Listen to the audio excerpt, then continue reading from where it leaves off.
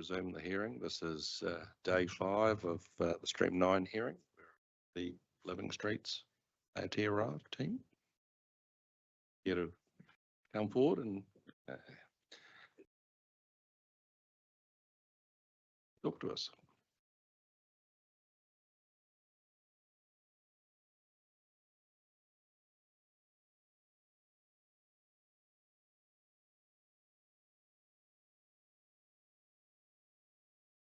Potato. So I'm Ellen Blake with Living Streets Aotearoa. I'm on the national exec and part of the Wellington team, and I've also got Chris Horn with me from the Wellington Living Streets Aotearoa. So that's Chris Horn. Yes. So I wasn't exactly sure how to proceed with this. So what I've done, and I hope you let me know if it's the right thing, is I've gone through the Section 42 report and got some responses to the comments of staff. Okay. So we'll see how that goes. So I'm trying to hopefully focus on what's in the infrastructure and the transport parts only. So it's I thought I'd start. I think I've got about 13 comments that I wanted to respond to. Okay. I started with the infrastructure Section 42 report commentary, which I think kicks in with a couple of points that we made at I think it's paragraph 57 and 58. Yeah. So we can make the references work.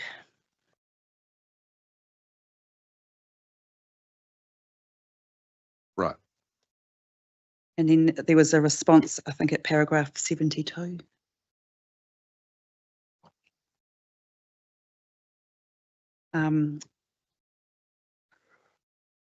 So I guess according to the pedestrian network guidance, which I know is not referred to in here, most infrastructure should be located out of the clear path of travel of pedestrians. So that's out of the 1.8 metre clear path on footpaths.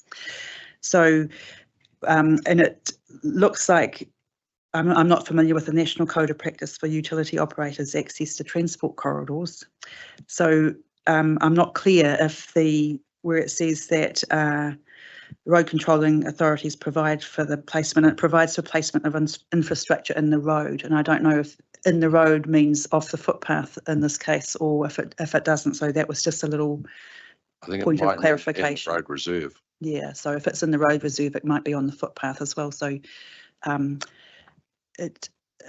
think I related when I was here a few days ago about having a access hatch on the footpath that was right in the middle of the footpath that people fall over on. So that's one of the kind of issues that we're trying to avoid by making sure that things like that are off to the side or on the roadway, maybe in the parking areas.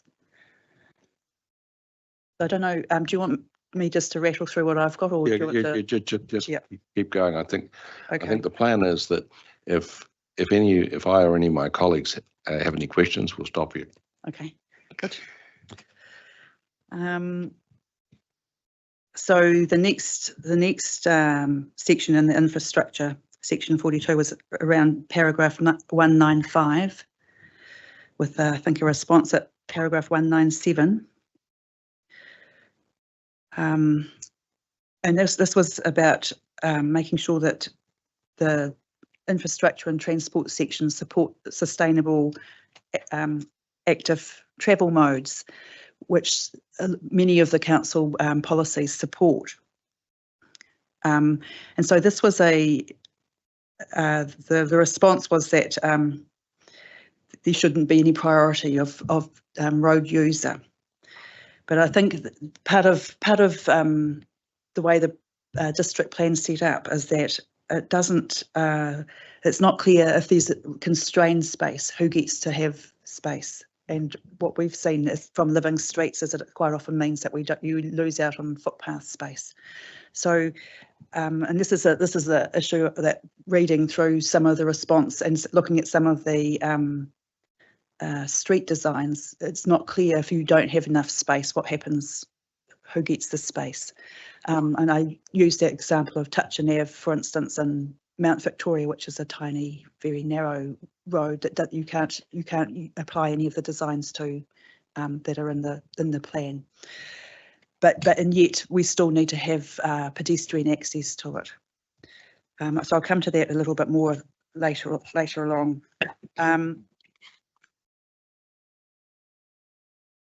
It's all about use of space.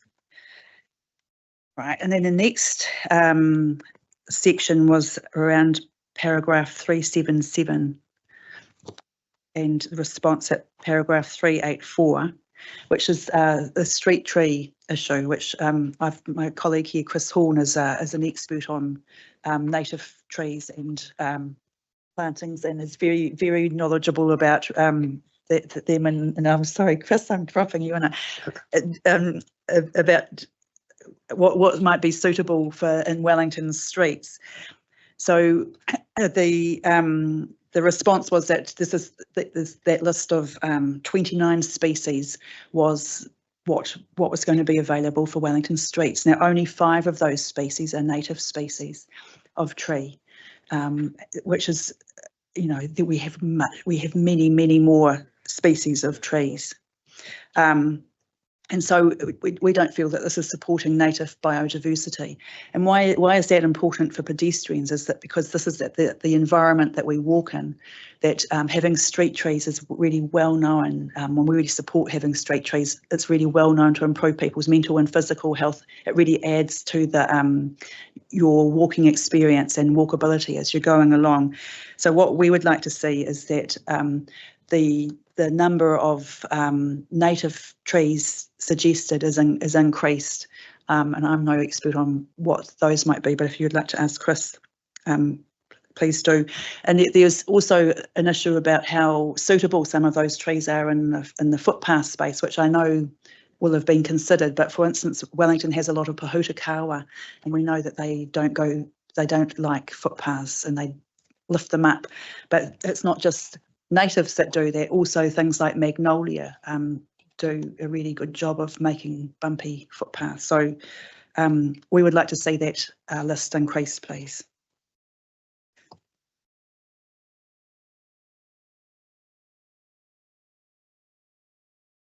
And then I moved on to the, I think that was all I had in the infrastructure section 42 bit. So then I went on to the transport section 42 part.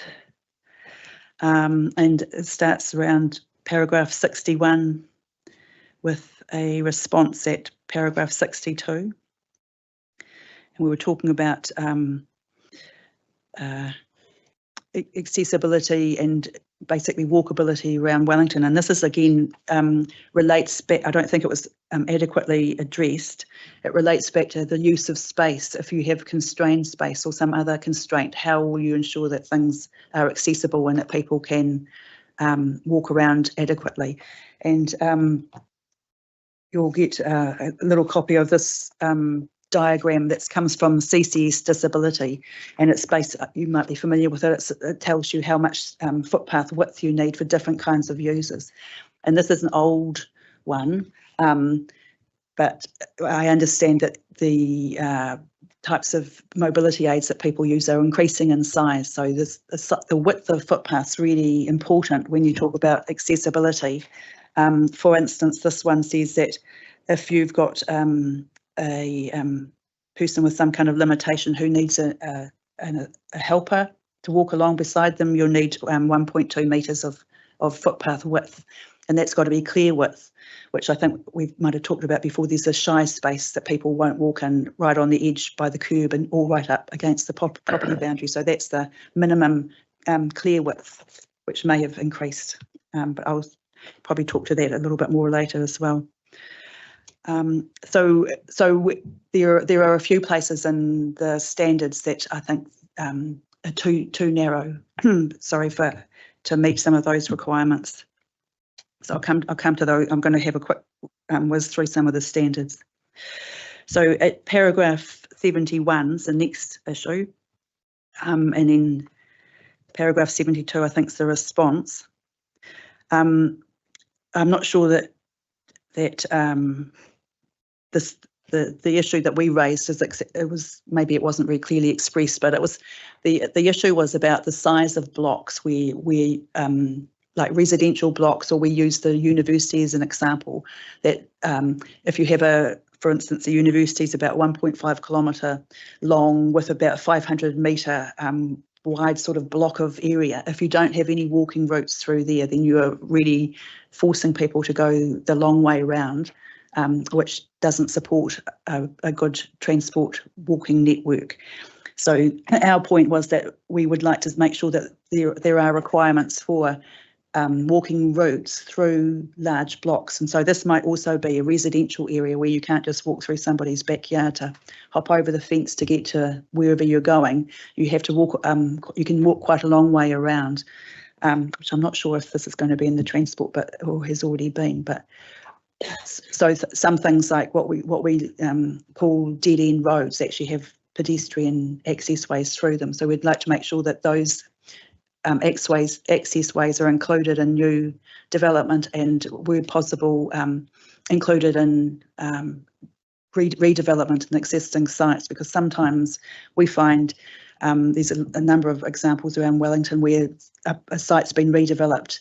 I think Kāinga is a really good one. There used to be a walking path through there that you'd walk through the car park and go through there, and it was an actual walking route, and now that's been it's been taken out. And at Kāinga, oh, you know, the new convention centre.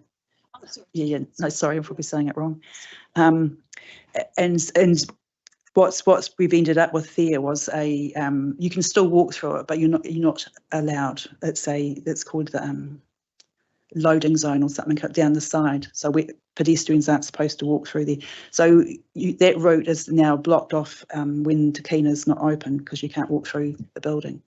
But that sort of thing is really important if you want people to be able to walk around the city. Otherwise, you have to go a long way around.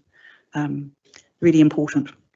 Before you go on, yeah, just went through my mind. I'm aware that Queenstown Lakes District Council tried to enforce access ways through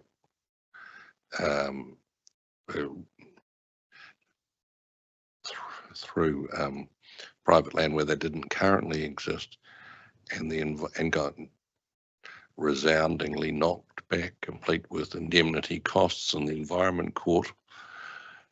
So that might be somewhat problematic. Yeah,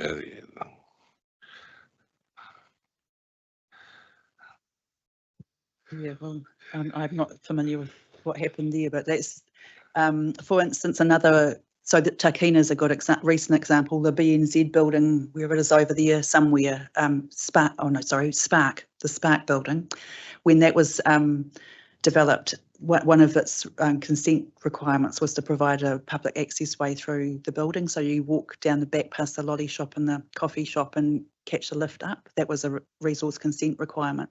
But once again, it only works while the building's open. So it's sort of got there, but not quite. But it's a really important route for some people to walk through. So that's the kind of thing we're trying to make sure is included in the district plan.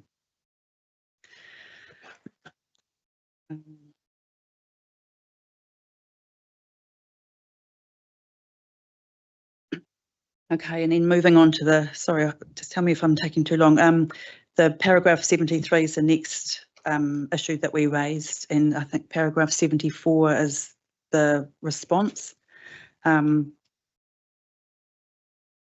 we were talking about construction at that point, and the response says that the infrastructure P11 refers to connections to roads, sort of addresses that. But I'm not sure that it really does address the construction aspects. I defer to people's opinion on that, but it seems like it talks about health and safety, but not construction as such. So we do find that when buildings are being constructed, and they can take years, absolutely years, that the pedestrian access is often one of the first things to go. I forget where it is just recently, but there's a place in Wellington, it says cross to the other side, but there isn't a footpath on the other side. So while some construction is happening. So I think maybe if some more specific reference that includes construction in that P11 would be quite useful.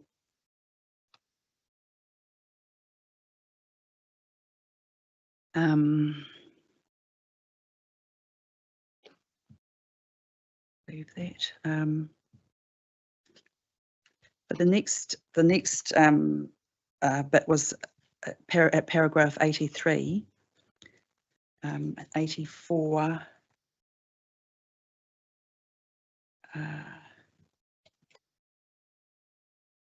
And this was about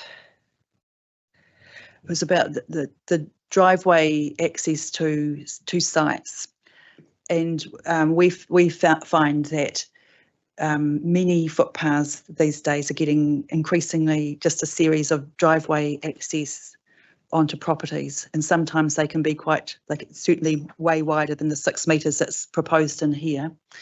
They can be very close, like I was measuring some coming along today, like every 2 or 3 metres there might be a driveway. So they can be very wide, and often they're not well constructed either. So as you walk along them, it's a unpleasant experience for me. For children, I think that this is one of the things that parents really, if I can say, freak out about, is their kids walking down a footpath and cars coming in and out of driveways. So it's a really important that they're managed really well. So one of the ways to manage them well is to make sure that they're as narrow as possible, because that helps reduce the amount of space that pedestrians might have an impact or incident with a vehicle. But it's also and it's also make sure that they travel at a reasonable speed, but also to make sure that driveways aren't, there isn't a driveway every 2 or 3 metres. So that's one of the issues that I want to talk about a little bit more here.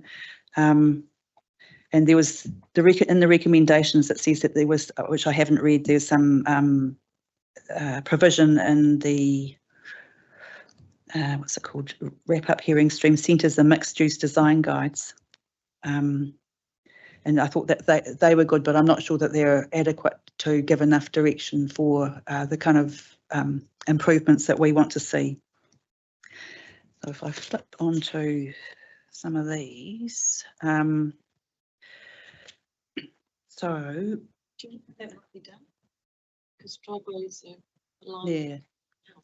Yeah. So there's a thing in this, whatever it is, Appendix A, recommended amendments to provisions, that says that you can only have one driveway access per site, which is a really good thing. That's a really important thing. And if you have a site that has like 2 road frontages, you only get one, and it's on the least busy road. So that's a really good thing, and it has to be back from the intersection. So those are all really good things. But the bit about if like some of the older places around Wellington have quite narrow sites, so potentially they can be quite, everyone can have at least one, and some of them have 2 or 3. So some of that might be that they have to be, well, it's probably for residential places it's probably tricky, but that they share a driveway, or that the driveway has to somehow or other be next to each other, so you don't have every few metres you have something else to be watching out for.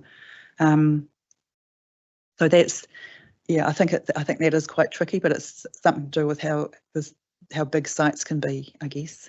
The other point is, of course, there's a drive in this plan for greater intensification, so that the likelihood, and because road frontage has a premium value, the likelihood is that there will be more narrow frontages, but go relatively long way back. That's going to increase, and it's a corollary of intensification. So, which of course we're directed to enhance through the NPSUD. So, what's the answer? How do those two things meet? So we're also supposed to be trying to just encourage sustainable active travel modes and look after our climate impacts. So making it more pleasant to walk and less pleasant, if you like, or less easy to be the driver of a car. I think that's the balance. And so making sure that the driveways are narrow, because narrow driveways mean people have to slow down. It's really important from a safety point of view, but also from noise and a whole lot of other issues.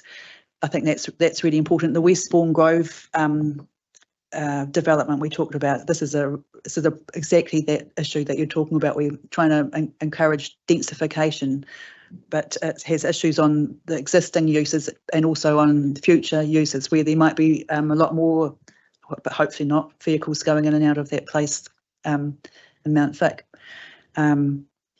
Yeah, I don't think I have all the answers. I thought you might have some as well. But one of the things I've noticed this is the Appendix A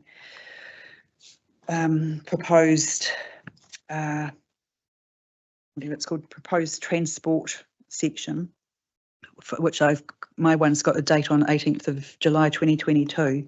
One of the things I noticed in here is that about many of the I don't know what you call them, rules are permitted, but where they're not, there's a restricted discretionary, and it says that about notification status, an application under rule whatever it is precluded from being publicly notified. And in my opinion and in Living Streets experience, people have good solutions to some of these issues, but if they never get asked, all they do is get annoyed. So I don't know for sure, but maybe the people on Westbourne Grove might have some good solutions to that issue, but they haven't been asked. So if you're precluding public notification, I think you're cutting out people who might have the solution to the issue. They're the people that live there and kind of know how it works. So I'm not suggesting it's why you throw it wide to everybody. I think is it limited something, whatever it's called. Then that might be a good approach, is that you go and ask the people who are going to be in that area directly affected, or nearby schools or something like that, because I think people do have good ideas. Ms. Brack, I don't know how, I haven't counted how far through your 13 points are, but I think, About number seven, and we've interrupted you, so which has slowed you down. But if you roll on. Yeah. Okay. So so one of the issues is making sure that people are publicly notified who might be able to help you with some of those solutions as well. I think that's really important. And then, right, we're talking about, we're just talking a little bit more about some of the driveway improvements. And the bit that was in the infrastructure section was brought over here, the connection to roads. So I think that was a really useful thing to put it all in this one chapter. But I was just wondering if maybe there's a little bit of overlap with this, with the TRR7 and the driveway TRR3. That might be able to be simplified a bit. And then what else? I lost my thread a bit.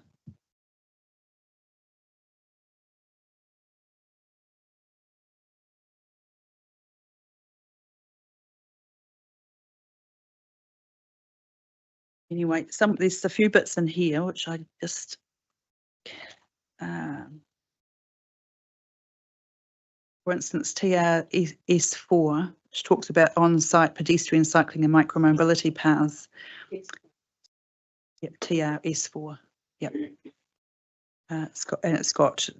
There's one issue there at C that's been fixed, but at D, for instance, it says that you should have a minimum formed width of 1.2 metres for paths with more than one residential unit. Well, 1.2 metres isn't going to cater to all the users who might want to use it, and the people who might want to use a safe, separated kind of pedestrian space are all of these people. So people in wheelchairs and mobility scooters. So that needs to my suggestion is either that you don't have a formed footpath, which usually has a curb, which is a big problem for people with mobility issues, especially if there's not enough space, but to do away with that, but make a really clear pedestrian priority part of the driveway. And I think I've seen in some places where it might be the driveway's at the same level or grade, but maybe half of it looks like it should be for walking and other things, and a half looks like it might be more for vehicles, and it doesn't really matter what the size is, because it's the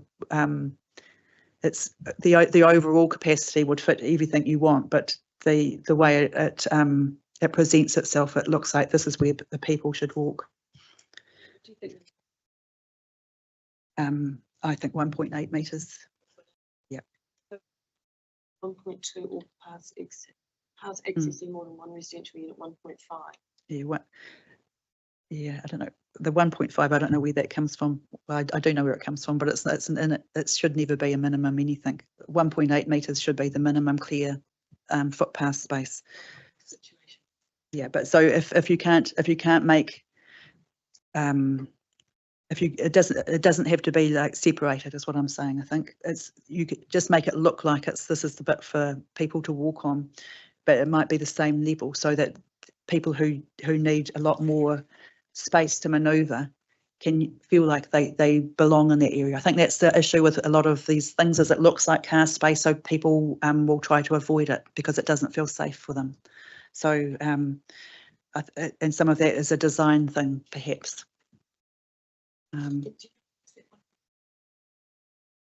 So 1.8 is used in the pedestrian network guidance, which isn't referred to anywhere else in here. So it's 1.8 metres of clear space as a width for all urban areas, really. Or there should be a footpath of 1.8 metre clear space. It's called the pedestrian network guidance. Yeah.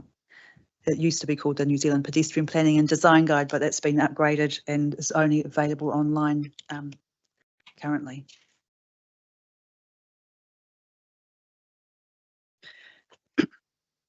And then the next point is in the table 8 in that same section, which is classification of driveways. And you've got 3 driveway levels, which that's all fine.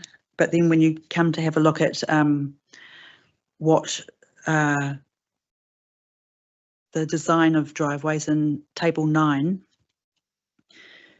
level 1 looks fine.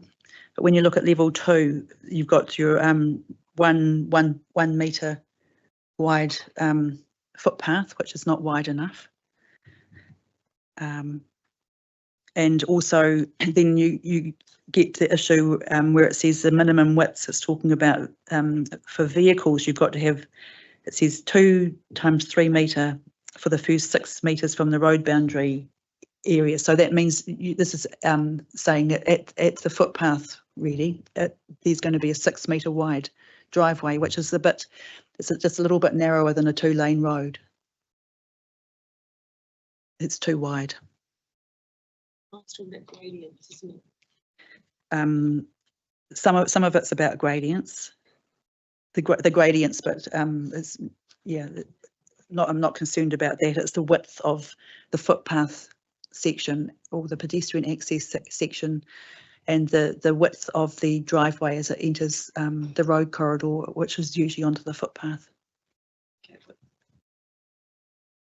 So especially for that level 2 driveway, I think that having a narrower exit onto the footpath is really important.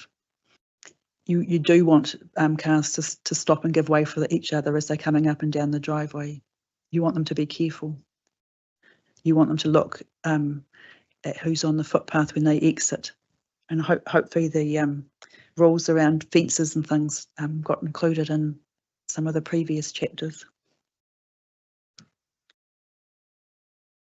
So that's the 2 points there, is to make sure that the footpath or pedestrian access is big enough, and there's a couple of solutions to that, and that the exit for the vehicles onto the road is narrow.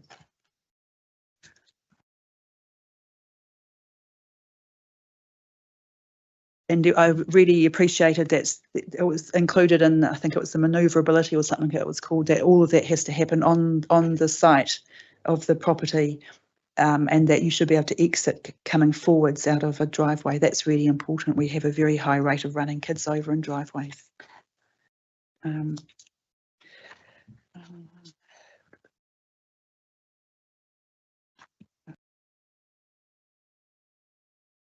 I could probably talk about that for quite a lot longer, but I'll stop and go back to.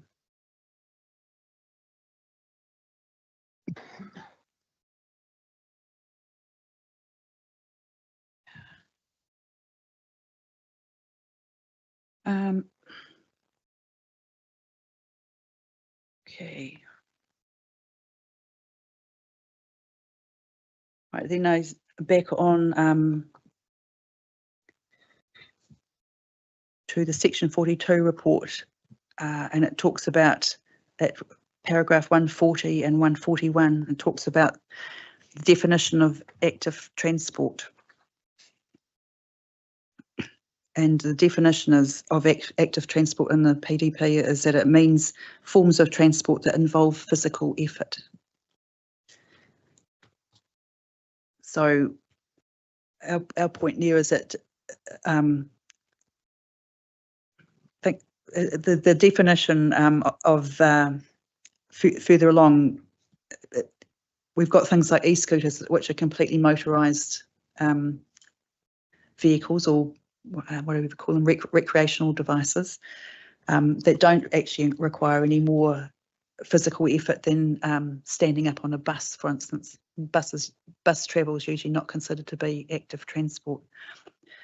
So I just feel that like it's downgrading the modes that are actually physically active, and lumping in things that are motors and don't require any additional physical activity to any other kind of modes of transport.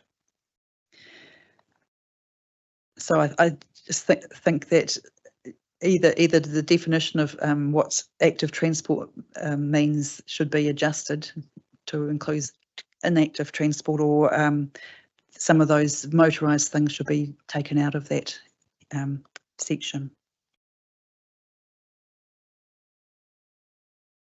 Ms. Bragg, can I draw your attention to the fact you've just clicked over a half an hour? Have I?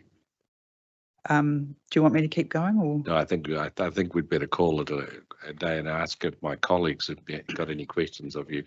So I know that Mr. Wallace is sitting patiently behind you. Mr. McMahon. Been listening attentively. I don't have any questions. You've made some observations about provisions in the plan, and I've noted those. Some of your concerns, though, relate to operational matters, and I just wondered whether Living Streets Aotearoa have sought to talk to the operational staff of the council in terms of things like how they operate the carriage access requests, for how they deal with the code of practice, how they deal with engineering design matters, because that might be a more productive sort of avenue for following up some of these matters that don't fit naturally into the district plan rules and standards. And I appreciate Living Streets Aotearoa is not a cash heavy sort of organisation. It's manned by volunteers and advocates, but have you given any thought to that sort of approach also, in addition to lodging submissions to the plan? Yes, we talk to the council frequently about all sorts of matters, but some of this is seen in the district plan that some provisions don't support some of those other better engineering and design and operational matters. Yes. So we're trying to make sure that this part of it is works as well. Okay, that was just a thought. But thank you. Mr. McMahon. Tēnā kōrua. Thank you both very much for coming along this morning. Just one quick question for you in relation to the list of species of trees that's been provided in the plan to deal with streetscapes, and your plea to ensure that Indigenous biodiversity is enhanced. Were there particular species of natives that you felt would be more suitable for enhancing streetscapes? One thing that we need to avoid is these deciduous introduced species, which, as Ellen says, contribute nothing to Indigenous biodiversity. Surely through the local government association, Wellington City Council can find out which native trees don't cause rupture to the footpath, whether it's asphalt or brick. And What are the water pipes underneath the footpath? yep, and one of the principal problems with deciduous trees is choking of the stormwater system with leaf litter.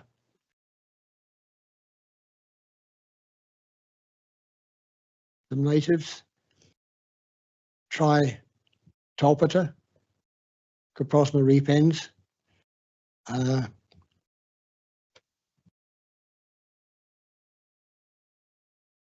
cabbage tree. What?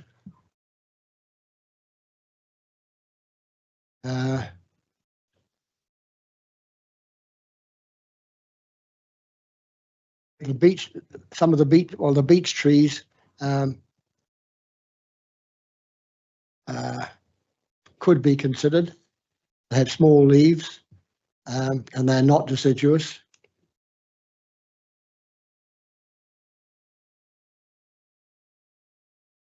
Enantia corymbosa, that's pigeonwood. Pigeonwood. Yeah, Porakaifiri.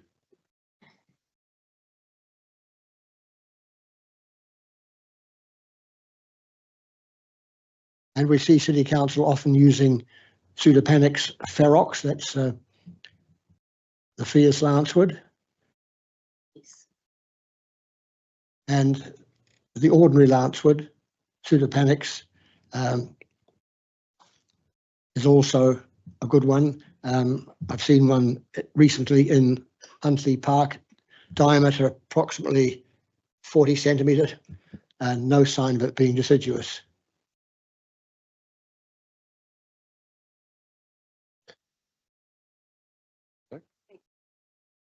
I've asked questions as I've gone along, but just in the tree thing, which isn't district plan, but they planting techniques have changed a huge amount since then, and they use tree cells so that they can use a wider range of trees than they used to be able to anyway. But that's to avoid rupturing the footpath.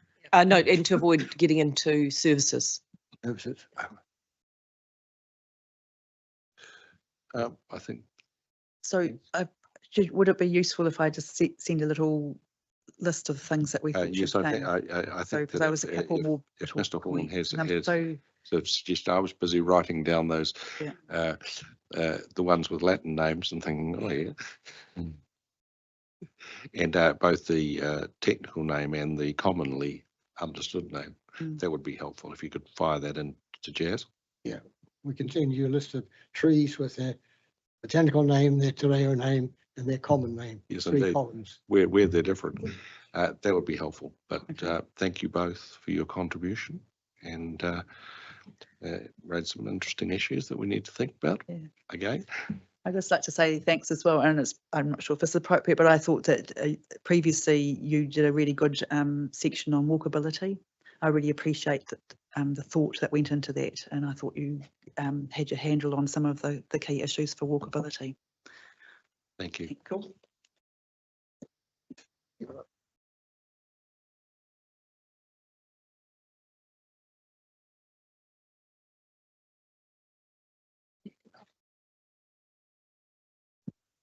Mr. Wallace. Thank you. Yes, Shannon Wallace. I'm here on behalf of the Wellington City Council Environmental Reference Group. We are advisory group to the council, but independent to the council. We have been to a few other streams. I'm hoping I can be quick and get you back some time for your hearing. Mostly I think we can be quick because I think our general gist, and I'll focus on transport, is we really agree with a lot of what the council's trying to do here, and we've suggested a lot of, the provisions be retained as notified. We have a few points, and I'll discuss sort of, similarly in the structure of the 42A and objective provision and rules. And feel free to interrupt and ask any questions. But otherwise, if we're not discussing things, our submission is pretty heavy on retainers notified, and we are still definitely on that basis. So starting with the first transport objective, TR01, again, really good. We agonised over Waka Kotahi's submission, which suggested including the proposal leads to a reduced reliance on fossil fuels over time. As an environmental group, obviously we thought that was a strong idea on the face of it, but having read the 42A, I thought the author's rationale was extremely pragmatic, and that reducing fossil fuels over time probably should be somewhere, but at a higher level, possibly RPS. So agree that the right idea is not to include that there. Otherwise, generally fine with everything else through to Transport Policy 2. So this is enable on-site transport facilities and driveways, that 1, 2, 3. We firmly agree with what's trying to be said here to provide for transport facilities that better promote micro-mobility, and particularly probably public transport for this one. Only minor comment is, are we sure enabling is strong enough? Maybe promoting, maybe requiring. It's a little bit tricky because I understand, you don't want the on-site transport for a lot of these things, so you might not. But I think this policy is saying enable if already required for other reasons. So if you already have to have on-site transport, do you want to be requiring actually that it has micro-mobility or public transport or something rather than just enabling? We're not experts, just a suggestion to think about. Transport Policy 3. So this is more of a recommended, it's kind of a technical point more than something we're advocating for. But the first dot point is the transport facilities and driveways are effective in meeting the operational and functional needs of the activity on the site. Are we sure we want operational needs and functional needs? The functional needs test being much, much stricter than the operational needs test. I really struggle to see what would meet the functional needs test that wouldn't meet the operational needs test. I think if you've got one, you don't need the other. If you want the higher bar, which is a functional needs test, just drop the operational needs test. If you want both, which is what, for example, the National Policy Statement for Indigenous Biodiversity has, then you would want it to be operational needs or functional needs, not and. But maybe you've got a good reason for doing that. Cool. And then rather than going through the rest of so that's the objectives and policies, retransport. The 42A report then sort of structures them into topics, which is really useful. So I'll discuss via topics. So the first one was pedestrian infrastructure. We were a little bit concerned, and this was the previous person talking to you, that some of Living Street's recommendations were a little bit zero sum. There was a particular one around shared spaces should always require, I think it was discretionary consent rather than being permitted activity standards. It's a minor point, but we don't see, if you're going to have if you're going to have cycling infrastructure that's necessarily going to impede on pedestrians, it's going to be a bad thing. It should be a everyone can win type situation. So that's a minor one. The thing we had probably the most comments on was cycling and micro-mobility parking facilities.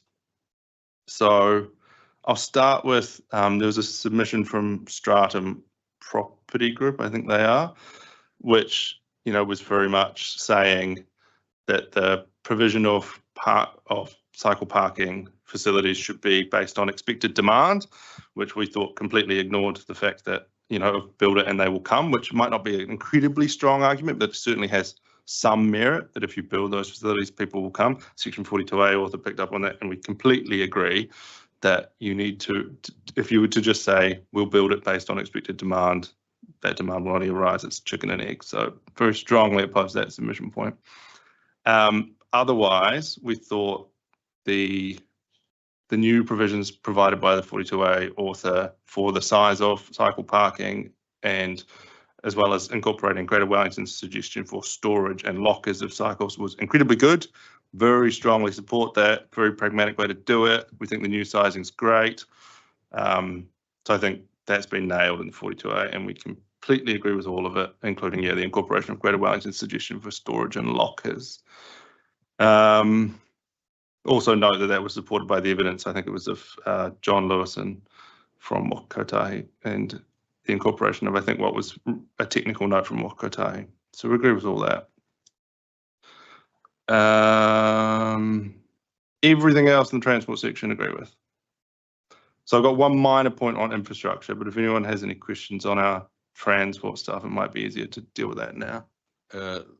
Just pick up on the issue of micro-mobility parking. The case we heard from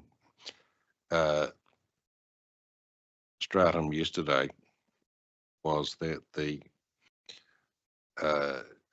sort of the build it and they will come theory, that the requirements are so far in front of demand, they won't build it, period, because it destroys their profit margin, providing parks that won't be used. And so that will also run contrary to the drive for intensification, particularly in urban areas. So where's the sweet spot? Like, presumably you would agree that making new urban development unaffordable is not a good option. How can we do both? And, you know, I would expect with them making that argument, they would be providing really strong economic evidence from their, I don't know, their experience or from an economist on why they think that's the case. But I say that because you think about a lot of buildings with car parks. You are talking about replacing one car park with, as the Section 42A author brilliantly points out, you could put in 10 bike parks with a $500 bike rack. One car park. Is that really knocking out all these developments that replacing one car park with a bike rack, suddenly they're all unaffordable? It seems beyond ridiculous to me personally. I think the answer is they can't sell the car parks either. Well, yeah, maybe that's the case. But the difference is they're not required to put it in car parks anymore.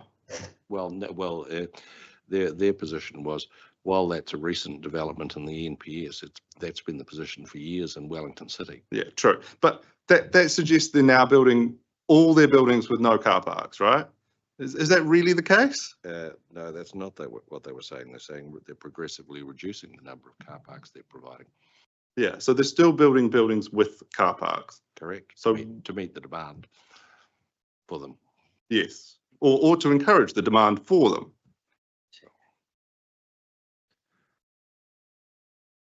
So your position is, well, at the point, am I reading too much into your position to say your position is that at the point when they have no car parks, then they can talk about it? That might be a little bit further than we were going, but our position is you have a lot of buildings with a lot of car parks that, okay, maybe it was a slightly different time, but they were getting built with car parks and that wasn't uneconomical. Replacing one of those with cycle parks doesn't seem to be the breaking point of a property development to us, to the point where you'd have to change district plan.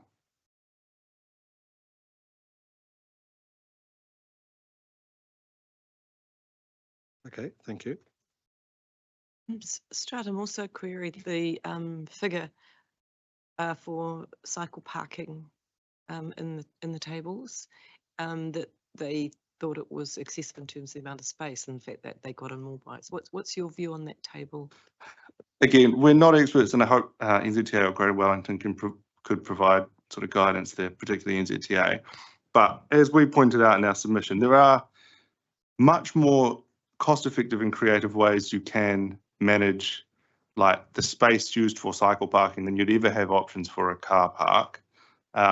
Agree the Section 42A author pointed out that you still have to meet the minimum requirements for space in the standards, but in theory you can stack them on top of each other provided there's space, or have vertical racks, which again, it just seems like Stratum's position was maximum space required for all bikes. It would take up this if we were completely uncreative and kind of spread them out. If you were a little bit more, conservative with how much space you'd need, which 100% they will be when they build it, not when they argue for it. The space isn't going to be as massive as they say, but unfortunately we're not technical experts. So The space they were basing it on was the table that was required by the council to follow. yeah, but the tables are flat plane, right? You as long as you could get the amount of space, you can get them vertical, stuff like that. Thank you.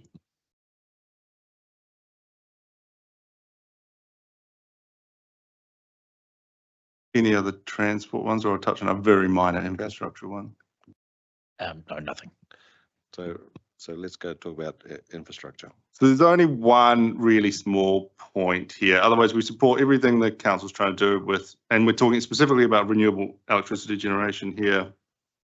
The only thing is standard 5, and this is about roof-mounted wind turbines, which is certainly not common anyway, so not a big point. But the restriction here is still that there must be no more than one wind turbine per site before you end up in a consenting pathway.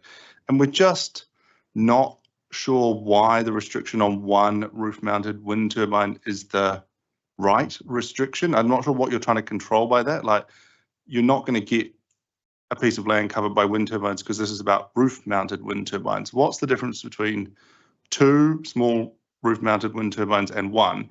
Given that that standard still has the restrictions about height to building ratios, can't be above the permitted height of the building anyway, that sort of thing, we struggle to understand what you're trying to achieve by just limiting it to 1. And we do know there's companies trying to advocate for horizontal wind turbines, which are set up in banks, which is more than 1 turbine, but quite low. We feel like you'd be restricting any innovation around those sorts of things. Yeah, struggle to understand the restriction of why just 1 when they're already limited spatially by the fact that they have to be on top of roofs anyway. That's our only point on that one. Okay. Any other questions for Mr. Wallace? Brilliant. Thanks, guys. Good luck. Hey, thank you very much, Mr. Wallace. As I say, we'll need it. Yeah. So next we have the Powerco team. Half are here and some in spirit or virtually.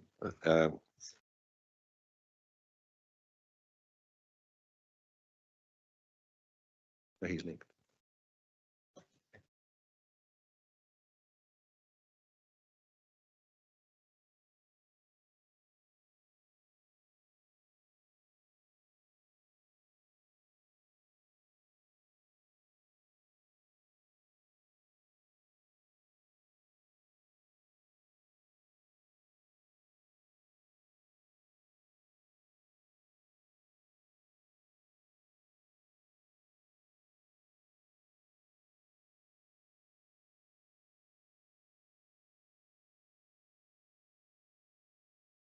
So, Mr. Horn, Mr. Schofield, welcome to this happy gathering.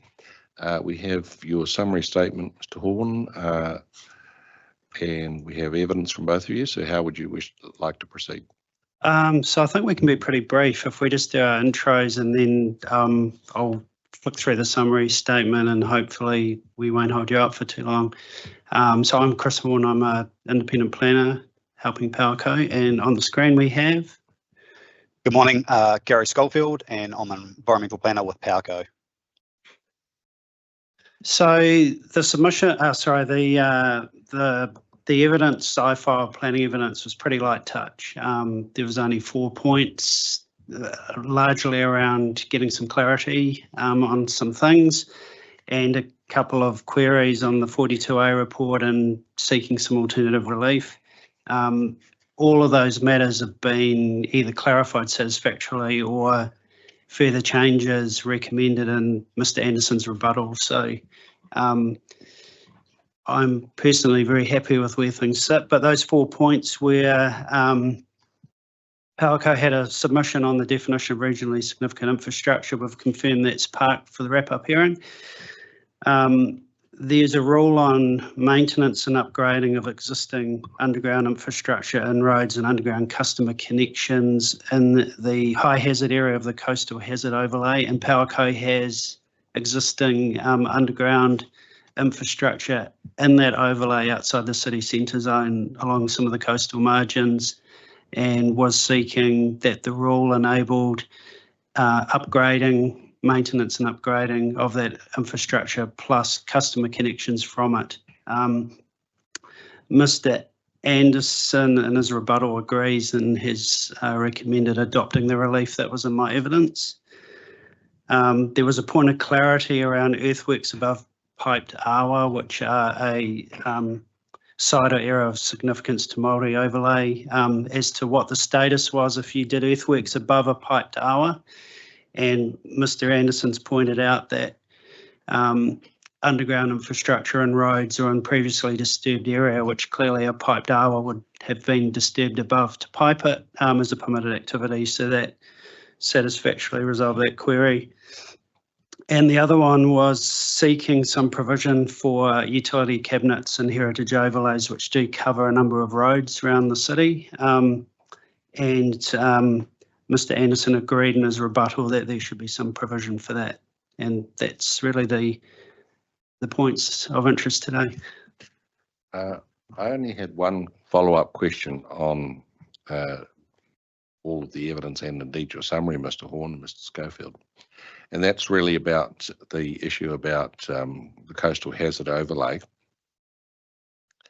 the coastal hazard overlay issue. And to query, is there room to distinguish between different sorts of hazards? And the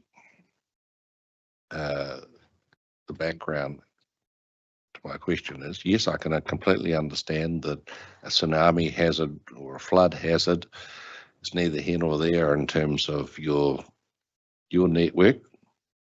But I was thinking of seismic hazards where underground gas facilities are somewhat problematic.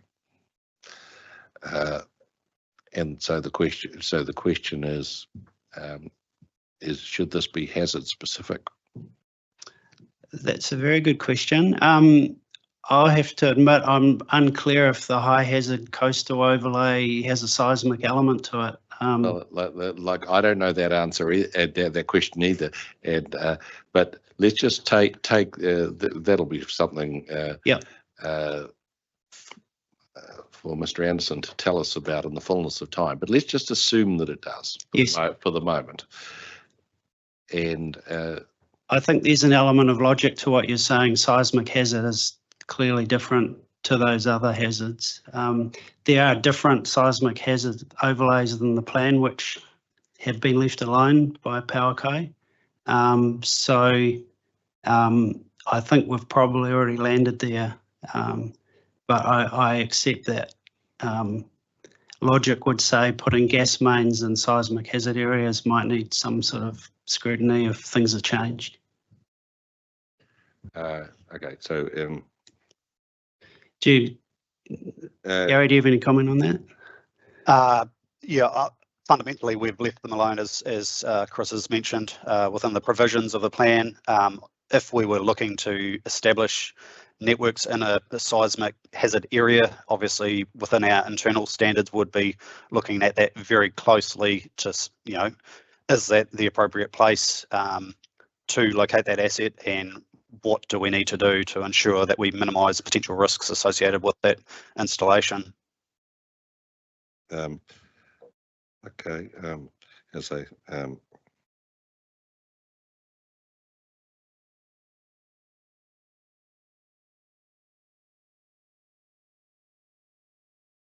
Any other questions to Commissioner Mann? Yeah, just one from me, sir. Good morning, Mr. Horn. You're Morning. the second Chris Horn to address us this morning. Oh, really? Yes. There's two of us. Yes.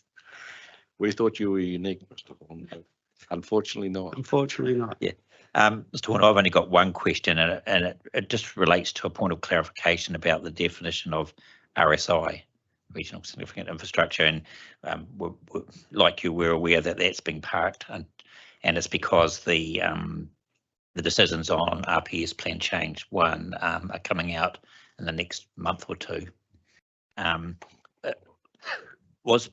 this is a question also for your other client, the telcos. Was Powerco submitted to that plan change? Powerco, I don't know. Gary, can you? Yes, with the original plan change 1, Yes. RPS, yes, we were.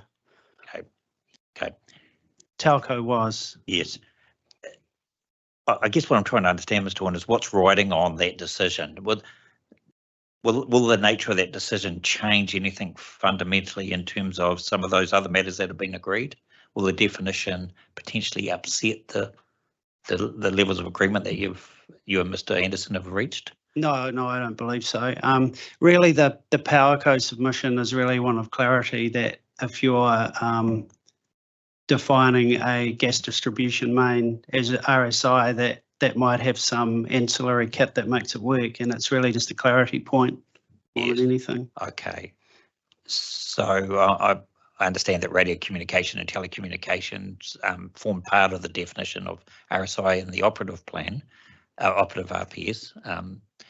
What about gas distribution facilities? Are they in the tent or not, as notified?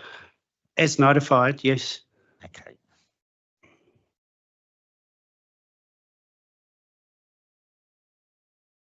And even if that changed, you're saying that that wouldn't have any bearing, that definition, if it was adopted for the purpose of the Wellington district plan, wouldn't have any bearing on matters such as infrastructure and roads, the pipe Dawa issue, cabinets and the... Well, yes, I guess it could do insofar as, I mean, my view would be if a cabinet's needed to make a gas distribution pipeline network work, it's part of it. But if there's any debate around that, it puts to bed that the ancillary cabinetry would be part of the RSI component. Right, and so that would affect the policy and objective analysis that draws on RSI? Yes, it would. Okay.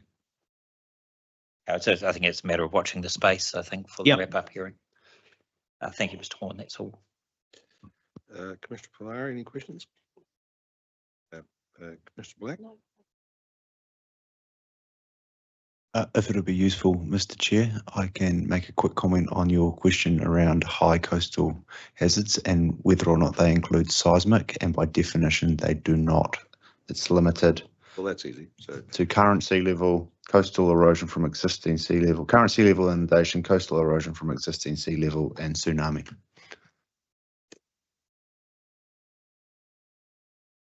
thank you for that. So that's covered that off. So thank you both. I'll see you in 20 minutes. See you in 20 minutes. Thanks so much for your time. Thank you.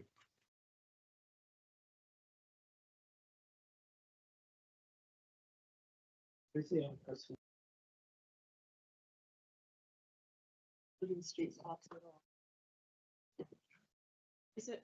Is up in here is every to use the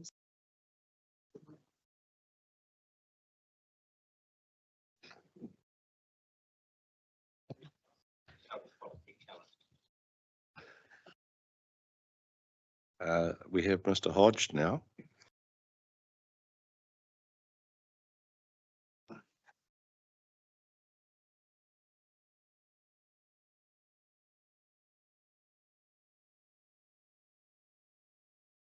Mr. Hodge, what can you tell us? Thanks, everyone. But it was an infrastructure geology for the last 19 years.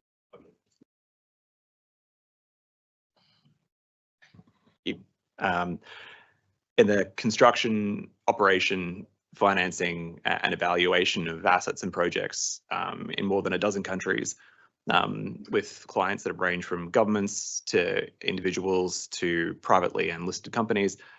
And for the purposes of this presentation, I did something I'd never done before, which is work out that the total value of this was more than $1 trillion. Now, these have ranged all the way from small scale from a single house and all the way up to mega projects, which have been cross-border. And this has given me a unique insight into a number of this.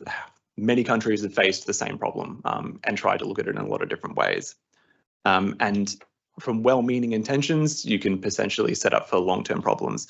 And that brings me to the specific one that I'm talking about today, which is Reg S6. Joe Jeffries accepted one of my 2 recommendations, but left in one of them, which is that wind turbines must have been mounted within 60 metres of an adjacent building, of a habitable building on an adjacent site, which, if left as is with no change, would mean that just over a dozen sites in the entirety of the Wellington region would actually fall within this and not require going through resource consent.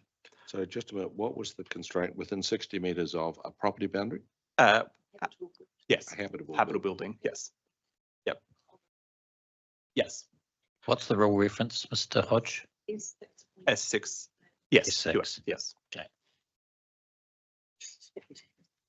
Yeah. This and to demonstrate this, my presentation is going to break into 3 components, depending on how much information you want. But I mean, from what I've kind of put in front of you guys should have in front of you, New Zealand in particular is quite blessed in terms of wind. In general, in the industry, we measure this what's called a capacity factor, which just means how many hours of the year, which is 8,760, you actually produce for. And for most countries around the world, it's 20% of the time. In New Zealand, on average, it's 45%. Which, and then if kind of zooming into Wellington in particular, Wellington is, as we mostly know, extremely blessed with an abundance of wind. Some would say it's a blessing, but others have a different view. Yes. Now, if you want an even more local example, I think most people realise the Brooklyn wind turbine holds the world record for the most energy produced per metre of blade for the first 10 of its 12 years of life. So you're going, I know it's windy, Andrew. You don't need to tell me this. But as I said before, just over a dozen sites, and to really kind of demonstrate this on the map that I've put there, one of the, there's almost invisible to see, but there's about several purple points. There is a single house in Karori which would comply, and even his neighbour, who has a larger parcel of land, would not. There is one site in all of Wilton, but only because his neighbours have yet to build a house. There are technically 3 sites in Brooklyn, but whichever one of them builds one first, if any of them do, the others cannot. The point that I'm trying to demonstrate, the regulations as they're written at the moment are onerous to the point that they would start to severely impact any kind of potential development without going down to the pathway. And this also ties into Wellington City Council, who've had a planning for the city to be carbon neutral by 2050, which can only come through further electrification, which requires more renewables. And that's 26 years away, and that's a long time. But whenever I've tried to give presentations, or I try to give something that kind of pitches to people's heads and hearts, I can't really do hearts so much here, but I can do wallets. Which is that EA and Transpower have said that we need increased distributed generation, both for resilience, as well as for the fact that because of how a high amount of renewable energy already in New Zealand, we have an unusual demand curve, and having localized distribution would actually mean that we can be able to try and shut down some of the localized demand temporarily in the mornings and evenings, which would reduce power prices. But more importantly, it would actually avoid unnecessary investment in peaking generation and transmission and distribution. And that is something we are desperately going to need because of a similar well-meaning plan that has been implemented. We, as Wellingtonians and all New Zealanders, are going to face considerably higher electricity charges over the course of the next decade. And that's kind of leads into the demand curve you can sort of see there that I put for what Wellington has been doing over the past decade, which has been pretty consistent. And then if you kind of look over into the next page, you can then see for the last decade, Wellington Electric's operating costs and capital costs have been basically flat. And that is about to change. The amount of capital that's going to be spent per year is going to quadruple, which we will all pay through lines charges. And the issue with doing that is just because they need to upgrade the grid, which understandably because of the amount of electrification. So if we can be able to try and make the rules that people can be able to try and install more, then that would help to be able to try and alleviate part of this. Otherwise, we're going to be facing some extremely high charges in the years to come. Now, in my original submission, I had said to drop from 60 meters down to 15, but that was only because I didn't think that my actual proposal, which would be 0, would pass. And the reason I say 0 is similar to one of the presenters just before. A lot of the metrics which actually matter around noise, around building envelope, around height, already capture almost everything that would already be needed anyway. And so thus the 60-meter one is just an overly onerous rule that does not factor into how I guess planning would go. And to give you kind of an economic frame of reference, if a single house in Karori put on a wind turbine, then it's the wind in Karori is strong enough that it would actually compete with rooftop solar to be able to try and have a payback within about 5.5 years. Rooftop solar. So in summary, essentially, I mean, Wellington has an excellent wind resource, as the Commissioner also referenced as well. And having the ability to have more local generation wind energy could improve our energy independence and security of supply and reduce supply losses, which I won't get into, but also could make a significant impact in trying to reduce our carbon footprint too. Thank you, Mr. Hodge. Interesting question. My understanding, and given your background, you'll be able to correct me if I'm wrong, is that the current drive for wind generation is partly because not quite there is no alternative, but it's almost, because it's either wind or solar. There won't be any more new hydros of any significance. Geothermal's expensive. Contact's just bailed on its latest geothermal project because they can't make money out of it. Mm-hmm. So it's wind or solar or bust, effectively, for New Zealand. Mm-hmm. And the issue about inherently intermittent generation, like obviously wind in Wellington is less intermittent than it is almost anywhere, mm-hmm. But it's still intermittent. Yep. And so does it solve the peaking problem? Can we rely on the wind to be blowing at 8 o'clock in the morning when everybody switches everything on, or 6 o'clock at night when they come home and switch everything on? And so will it actually solve the problem? Like it'll clearly assist in terms of either distributed or non-distributed wind will clearly assist sort of overall gigawatt hours. Mm-hmm.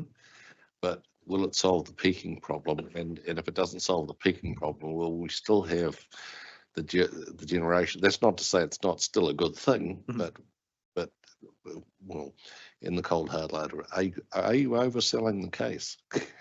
No, I mean, I think handily, I've got a graph in there on the back page referencing 8 a.m. as well, to be able to try and demonstrate across the year. The answer is a complicated one. So you're referencing utility scale projects, and which is slightly different to distributed generation. The amount of gigawatt hours that both Transpower and EA, and I would say most people who work in electricity are forecasting is going to distributed generation is going to increase dramatically. I don't want to quote the number. I can't remember exactly what the numbers are off the top of my head, so I don't want to put out a number that I don't want to be precise on. But because of that, you're going to have a significant, or theoretically have a significant reduction in potential network infrastructure. So you're absolutely right that a number of the utility scale projects have pulled back at the moment. And I would say it's an at the moment as well. I mean, you've also had Mercury just go ahead with a new project as well, which is a wind project, but there's also a secondary overlay on top of that, which is the time for consenting and permit as well. You've got the average time from you apply to be able to take a new wind project to actually having it producing is about 12 years in New Zealand at the moment. Whereas if you decide to try and do a battery, a utility scale battery, it's about 2 to 3 years. Well,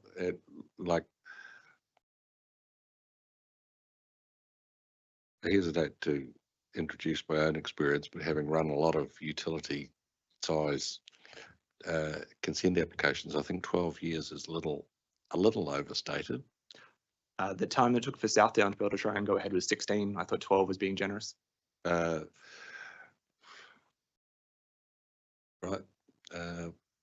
3 years ago, I got consents for a 55 megawatt geothermal project that's under construction and will be completed by next year. Geothermal is slightly different, but I take your point. I mean, like there's a huge variation. It depends on the project. Yeah, is effectively what I'm saying. Wind in particular is, I'd say, in general, a lot more sensitive to people because you have to do, as I'm sure you well know, environmental studies and the impact into bird life as well. There's a lot more the sites that people want to use. Also, fairly frequently have a lot of cultural significance as well, and that can also prove challenging too. Yeah, the other thing I should disclose is that I'm currently chairing a fast track panel for a wind project that's 85 megawatts, but that's by the by. Yeah. But go back to distributed generation. You said, well, effectively there's going to be an explosion in distributed generation. Most of that's driven by rooftop solar, isn't it? At the moment, yes, but that's also a function of you had increasingly cheap panels that have been coming into New Zealand, and I mean, I should say globally, really, which has dramatically reduced the cost per kilowatt hour or kilowatt to be able to try and install it. If you were trying to install it and dramatically increase the size of system that you could be able to try and install too.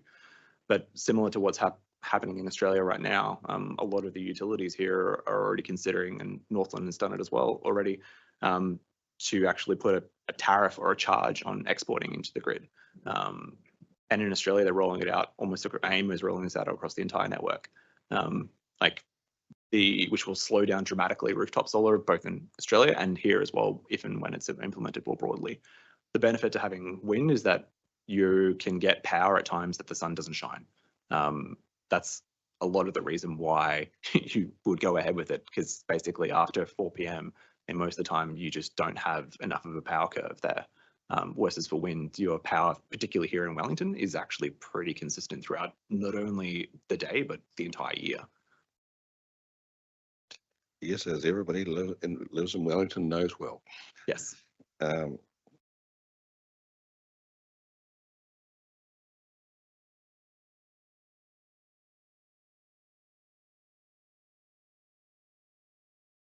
Since I'm getting some free advice from you, No, go ahead. I'll roll on. Yeah. Are batteries the solution for solar, rooftop plus battery? Or does that blow the economics? I would say if you, this is not investment advice, which, but I treat it as gospel. The installing batteries in New Zealand basically means that you would have to be with one of the electricity retailers who offers at least 1 free hour per day to be able to try and actually make it economic, which limits you down to, I think at the moment 2, but possibly 3 retailers, because then that allows you to charge for free. And then that dramatically reduces the payback period. If you're installing an AC coupled battery, the economics just do not work here in New Zealand, which means people have to install a hybrid inverter to begin with, which is essentially a higher cost to begin with. And also it's because there's I would say in general, New Zealand is behind because there's been no subsidy for solar. So there hasn't been as much of a, I guess, like a information push to be able to try and understand the difference between different brands. And so you've had a lot of people have been installing what I would classify into the lower tier and lower product of brands. And then they in turn have higher failure rates, which are also the ones which are theoretically hybrid inverters, but aren't ones which are going to last 10, 15 plus years.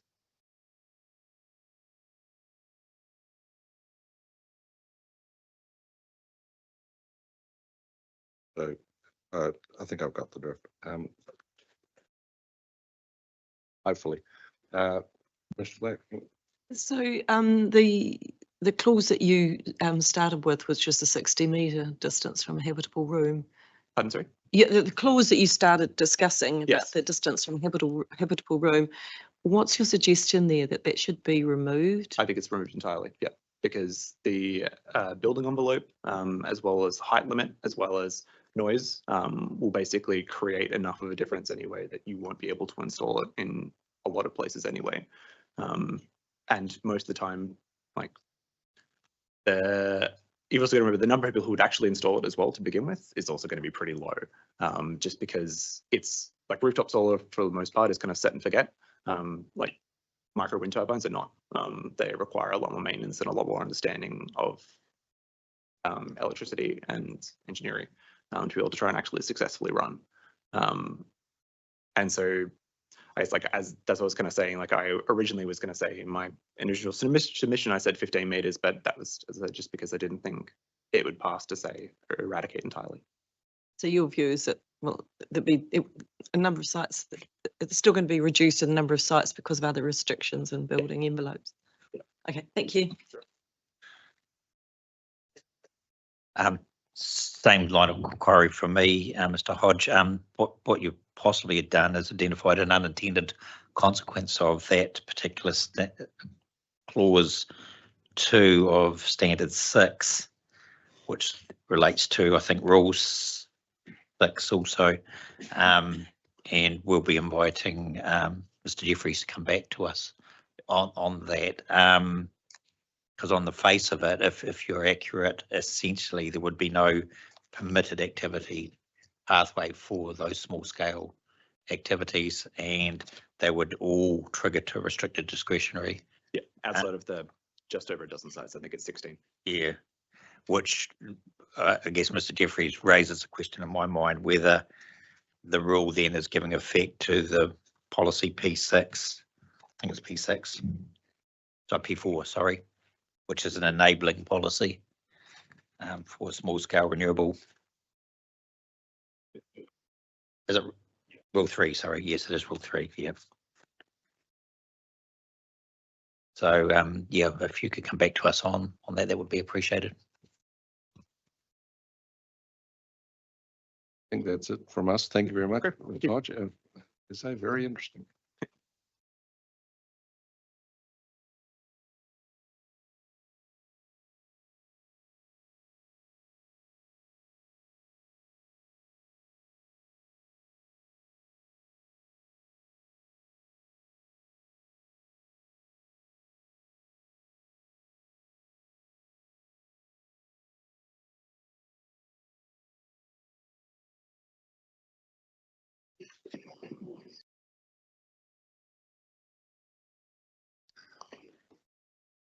So we have the representatives of the telecommunication industry.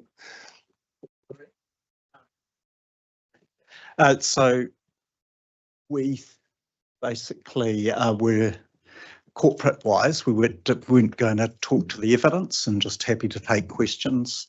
We've got online Andrew Cantor from Chorus, myself, Graham McCarrison, and Chris Horn, who's already been up here having some fun. So I hand it over to Chris to run through the statement which was put in yesterday. So I think.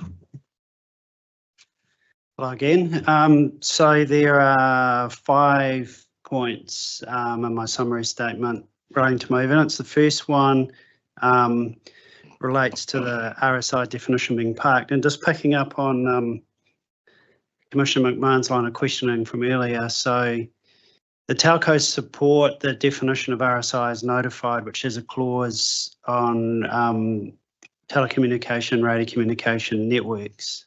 The old RPS, unmodified says facilities, and there's always been this debate.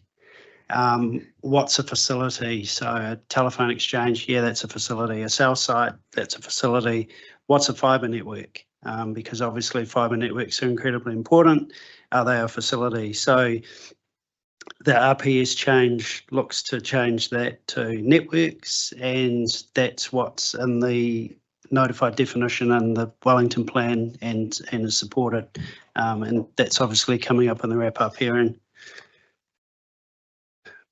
The earthworks over Pipe Dawa is the same point as I discussed with Powerco, and seems to be that the existing rules framework addresses the clarity I was seeking.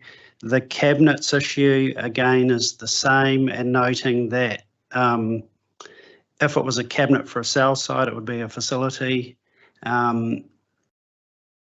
If networks comes in, then a fibre cabinet would be RSI. Oh, it might be anyway. It's a grey area what a fibre network is. So then there's two different points. One is earthworks and repairing margins, and so Wellington Electricity sought some relaxation from the repairing margin rules, which the telco supported in a further submission, and Mr. Anderson's evidence pointed out that some earthworks and repairing margins could have adverse effects, and he's right. You know, certain works like open trenching could well do. So in my view, you could do low impact earthworks like trenchless drilling under a waterway, which would not have adverse effects, or they'd be easy to mitigate. And I've suggested an allowance for that with only a small open component, which would be an entry or exit pit 1 metre squared. I think at the time Mr. Anderson wrote his rebuttal, he hadn't had specialist feedback, so he kind of parked that one for today, and also requested that the telcos might want to provide more information at the hearing. So Mr. Cantor provided a schematic and some photos, which I've attached to my summary statement, which from Chorus's perspective, yes, you can attach fibre to bridges crossing rivers, but from a resilience point of view, and you know, any questions might be best directed to him, they'd also like the option to drill under the waterways, particularly if a bridge is taken out, that you've still got connectivity. Yeah. Could I comment on that, and Andrew might have a comment? So since we've had, well, particularly the recent cyclones over last year, you know, Gabriel across the West Coast, we lost a lot of network that was attached to bridges, and where possible, we're trying to put either a separate crossing over a river or to actually drill underneath a river, basically, because it's with trenchless technology, we're basically able to go deep enough without disturbing anything. Looking at that, even in the Canterbury region, across underneath a lot of those rivers, as well as the bridge infrastructure is becoming more and more unreliable, basically. So as a national resilience response, the industry, when putting back where possible, is looking at alternatives to attaching to potentially structurally at-risk bridges. It's not a perfect, we can't say, yes, we're going to do this and we're not in another case. It's case by case. But Andrew, from a Chorus point of view, so Spark has a lot of fibre network, but we do a lot of partnership with Chorus and other providers. So, yeah. Yeah, it's much the same for us. And yeah, just to reiterate, following those weather events, most of the key failures in the fibre networks were where they were attached to bridges that were taken out. At this point, I note that I live in Hawke's Bay. Yes, I know exactly what you mean. Commissioner. I'm just interested in the effect of drilling under watercourses. What and perhaps the specialist feedback's required on that, because what is the effect on the waterway itself and the water and groundwater and all those hydrological things? So essentially what we're putting in place is a drill unit that drills through to put a duct, of which then we lay fibre. So there's the temporary and very short term. It's really quick. The drill team experts will be determining the risk level. So if there's going to be lots of objects underneath, like rocks and so forth, they'll want to go deeper. But it's going to range between 1 metre to 2+ metres deep and deeper if necessary. And so then the duct is pulled through and that's it. So generally it's seen as a non-disturbance method for putting underground infrastructure. And how big is the conduit then? About a couple of 100 mils at the most. Can be smaller, but 100 mils is pretty common. And the other question is about where the drilling starts and ends, or ends. You know, the exit. I think you were suggesting that you then have a limit on the size of the. Because yes, that's right. Can that be outside the riparian margin? It probably depends on space and how wide the waterway is. So I've been involved in some Kiwi rail projects where they're drilling fibre along the rail corridor, and they're doing those. They're putting a pit in about every 70 or 80 metres. So you can do a reasonably long drill shot, but it might depend where you can set the equipment up. So if it's an urban area and there's houses and buildings in the way, you might not be able to. But if you have a digger pit, you can put sediment control around it to control the sediment, and then you're essentially underground. And in my experience, most regional plans that I can recall looking at this issue for the regional aspect of going under the bed of a river, they might set like a minimum requirement of at least 1 metre below the bed, but it's generally a permitted activity in a regional plan. So it's really controlling from a district council point of view, I guess, the environmental values of the actual riparian strip. So you can drill under the trees and you're not seeking sort of permission to remove trees or anything like that. In a standard that said the entry point had to be outside of the riparian margin would not.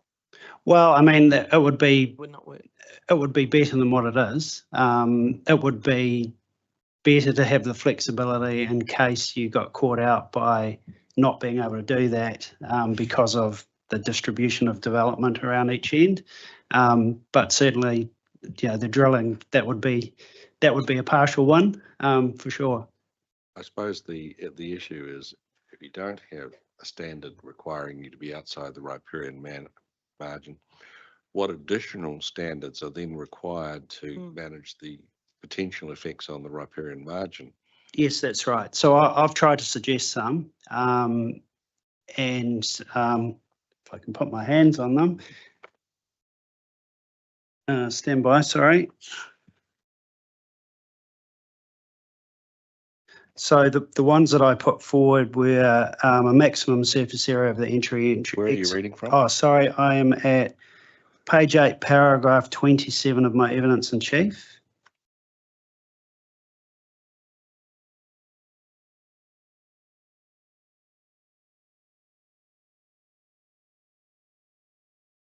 So there's a standard there on the size of the entry-exit pit that machinery is on top of a paved surface or has ground protection measures and depth of drilling under vegetation. I didn't actually put it in there, but it probably goes without saying that whatever the general sediment control provisions in the plan would be should apply.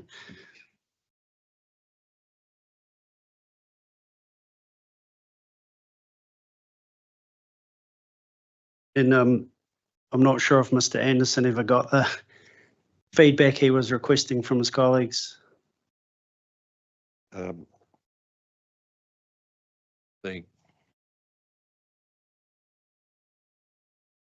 that's probably the key issue, what sediment protection managed, if it's within the riparian map. I suppose the issue might be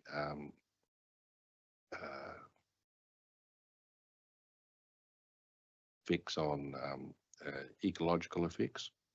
Absolutely, yes.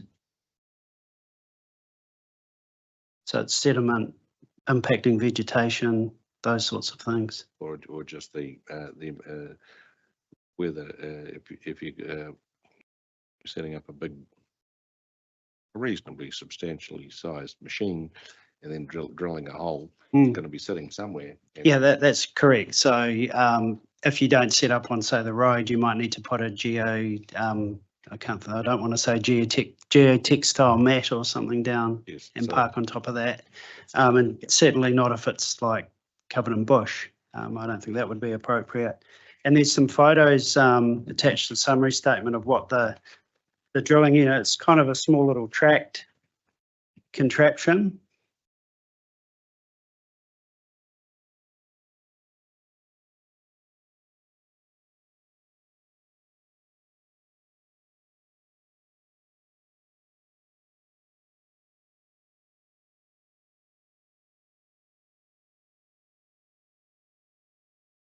So normally the activity would be in and out in a day, basically. So it is, at the moment, the biggest impact is the entry and exit holes, basically. And then that can be reinstated, but clearly setting up in the least impactful position is critical. Where's the reinstatement requirement? Does that come in when you're doing before you start work? Is it like? That's a fair point. I took that as read, but certainly a standard to that effect would not be inappropriate. You could put a standard here. I mean, Absolutely, sometimes you get it through if you're working in the road, it's a requirement then. But this isn't.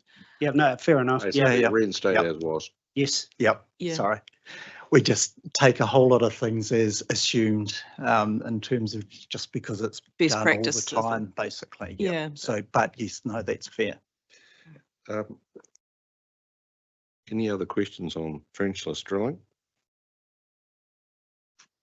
Because I want to change track. If there are not, I want to change track. I have two other issues to raise with you. The first is for Mr. Horn about ONFLs and the need for provision in the objectives and policies for telecommunication. Have you given any thought to where the ONFLs in Wellington City are located and the practical likelihood that telecommunications will ever be needed to locate within them? The short answer to that is no, I haven't. So it's a principled argument. I haven't analysed where they are. I do know that regularly I'm involved in projects and ONLs, they're everywhere. I mean, in Queenstown, pretty much everyone that is an urban's in an ONL. They actually permit them up to 8 metres in height in their ONLs. But I'm involved in one at Cadrona at the moment that's exceeding the 8 metres. Regularly there's upgrades or mast replacements for co-location that are in ONLs, doing one in Hikarangi in the north at the moment. So because of how the technology works, often the high ground is where they need to be. So it's a practical thing, and it doesn't mean it should happen. It may or may not be appropriate in the circumstances, depending on the level of benefit, depending on how well it can be mitigated. What I'm suggesting is there should be a pathway to consider its appropriateness rather than, I guess, a starting position that it's not appropriate. And that's really the only point I'm trying to make as to how that's worded. But Certainly in other planning documents I've been involved in around the traps recently, including the ORCRPS and the WIMAC plan and others, is very much that seems to be the approach that the council's comfortable with, is to have a pathway, but it doesn't mean that you're going to get what you want, but it's got a process to consider it. I've just pulled up the map. So the ONFLs, Otari Wilton Bush, Gorey Wildlife Sanctuary, and around the south coast, starting at the margins or starting in my directions were west of the Aotearoa Bay Township. If it is useful, Mr. Chair, I also have them on my screen and can share it with the Can submitter. you put them up on the screen, and because Yeah, I'll arrange it. And because I understand it's a principled argument, but I was thinking, really? Yeah, Like I mean, I haven't analysed where they are. That's a fair comment. Although it's not to say others may not be added in the future, but like I was trying to think why you would conceivably need to be in these locations, because the irony is the only ones within Kui of the city are actually in valleys. They're not on ridges, which is not the norm throughout the country. No, that isn't. And are you able to do that, Tom? I was told to show them, but you'll understand what I mean. And, yep. Okay. Yep. And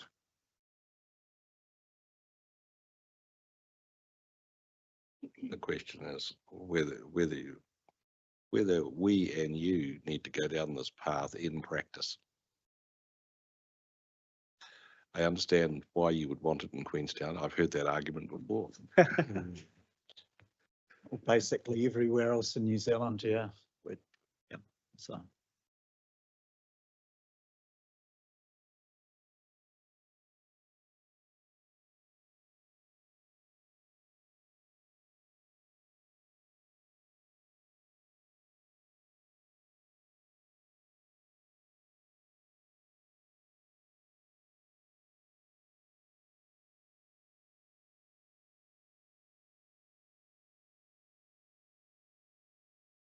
Was there another point, Mr. Chair? Yes, and this is for Mr. Cantor, because we have had submitters telling us that the permitted activity rules for installation of oh yes, there we are.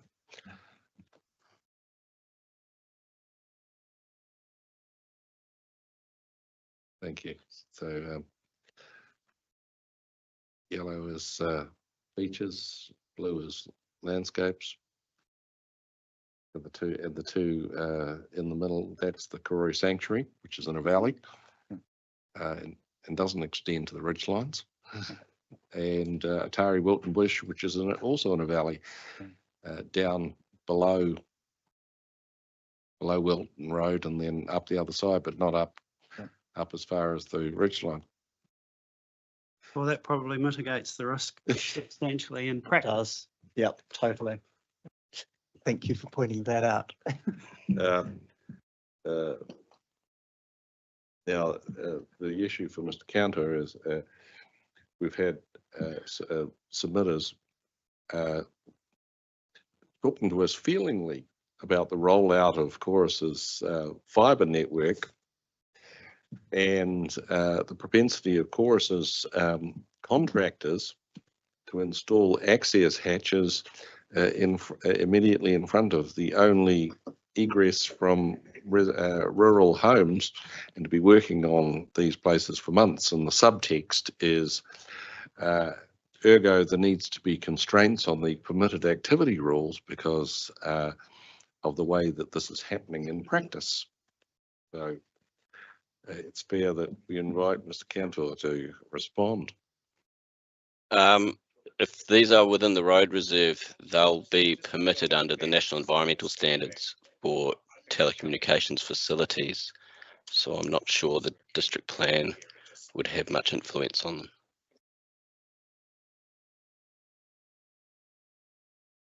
I can't say I'm aware of the issues that have been raised, but I'm happy to. Like I don't, like I wouldn't expect you to be.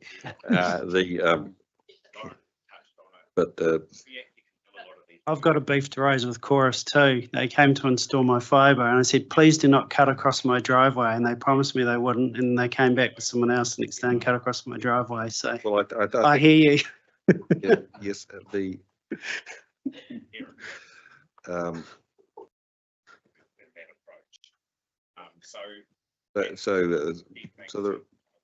I'm sure that'll be cold comfort to the submitters, but I understand what you're telling me.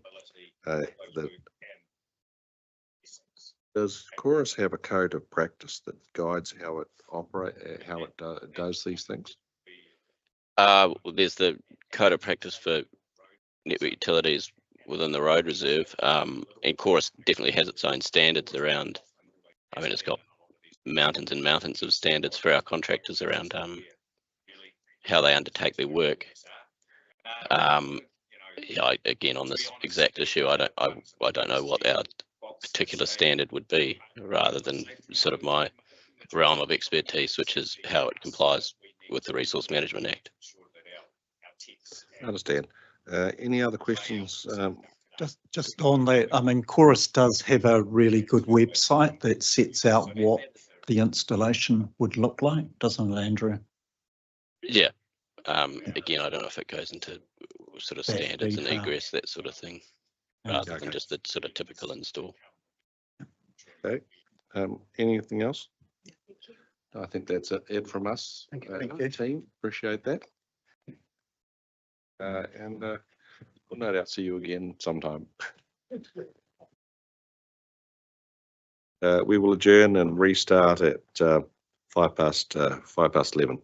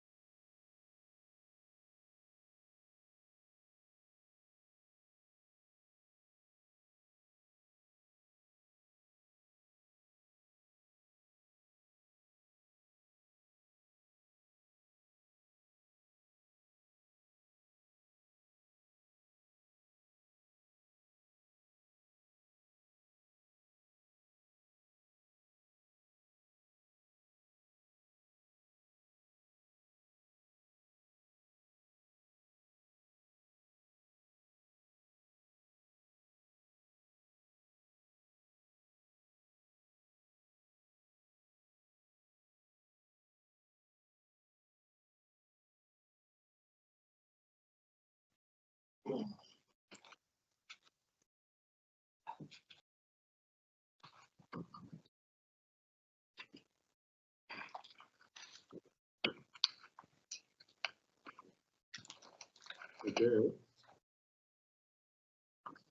you know where Weeber is? Show.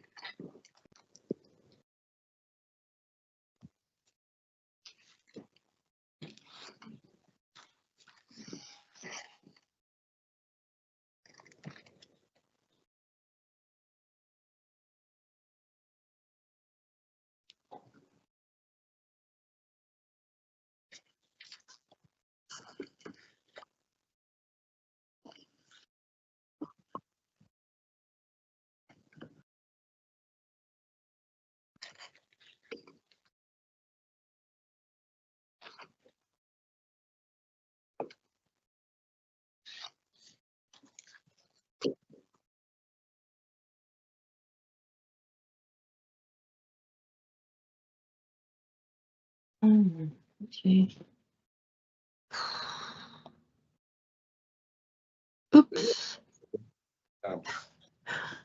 So we'll resume the hearing. Ms. Weaver, welcome to our happy gathering. Welcome. I'm just going to try and get the sound quality from you better. I'm not sure how. Probably if it would help if I spoke into the microphone. I don't know. I think it's happened before. As long as you can hear me, okay. We can hear you very clearly, and if you can't hear us, then we'll try and speak louder. Okay, no, that's cool. It's just I'm just very aware that. Yeah. Okay, that's cool.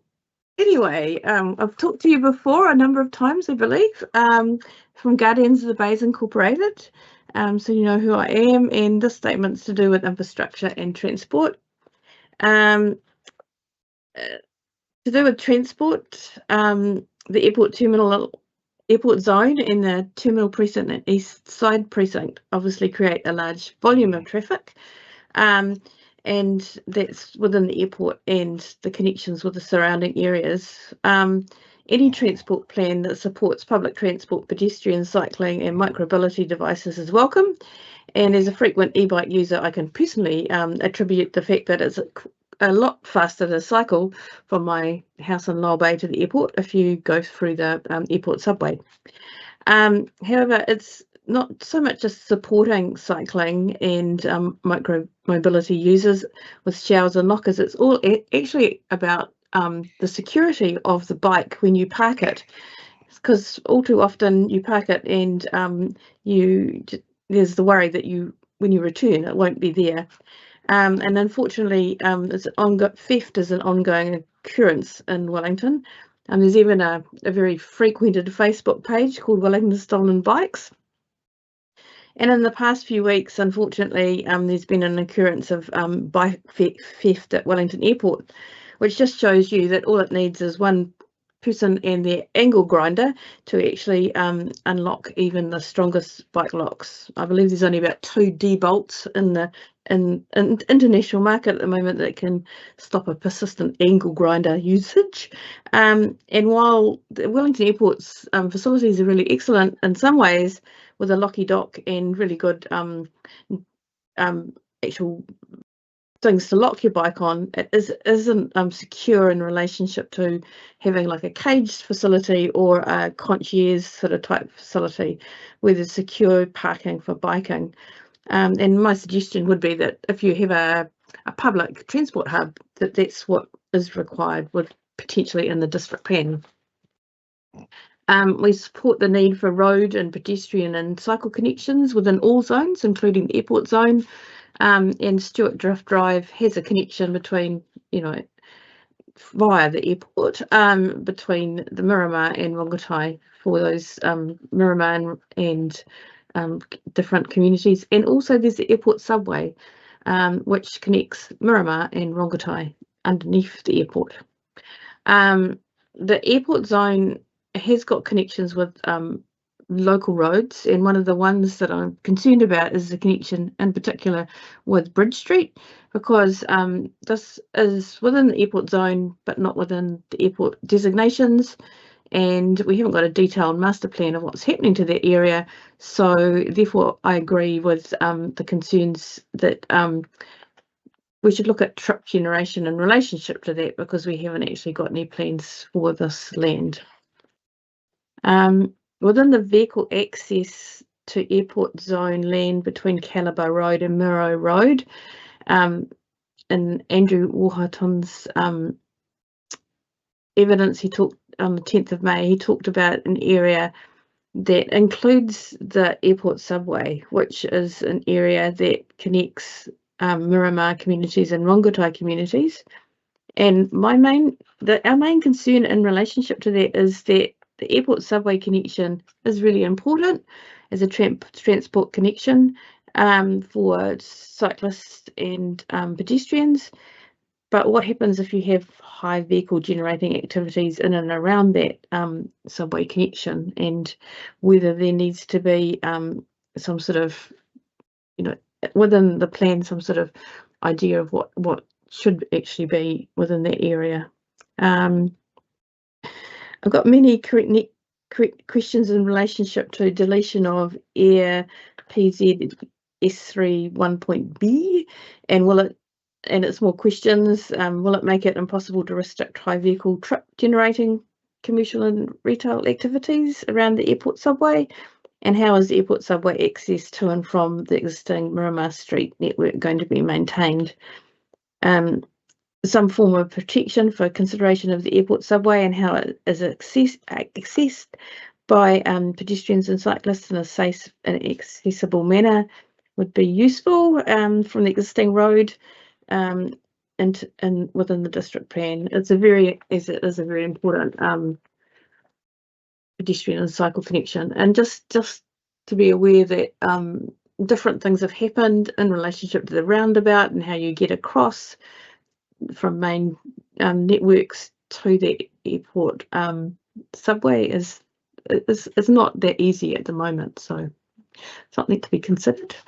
In relationship to infrastructure and the coastal environment, a lot more has been said in Stream 8 in relationship to seawall renewal of Wellington Airport, and one of our concerns is the continually repeated natural open space zone between Lyall Bay and Mile Point, and the fact that this captures Mile Point Beach.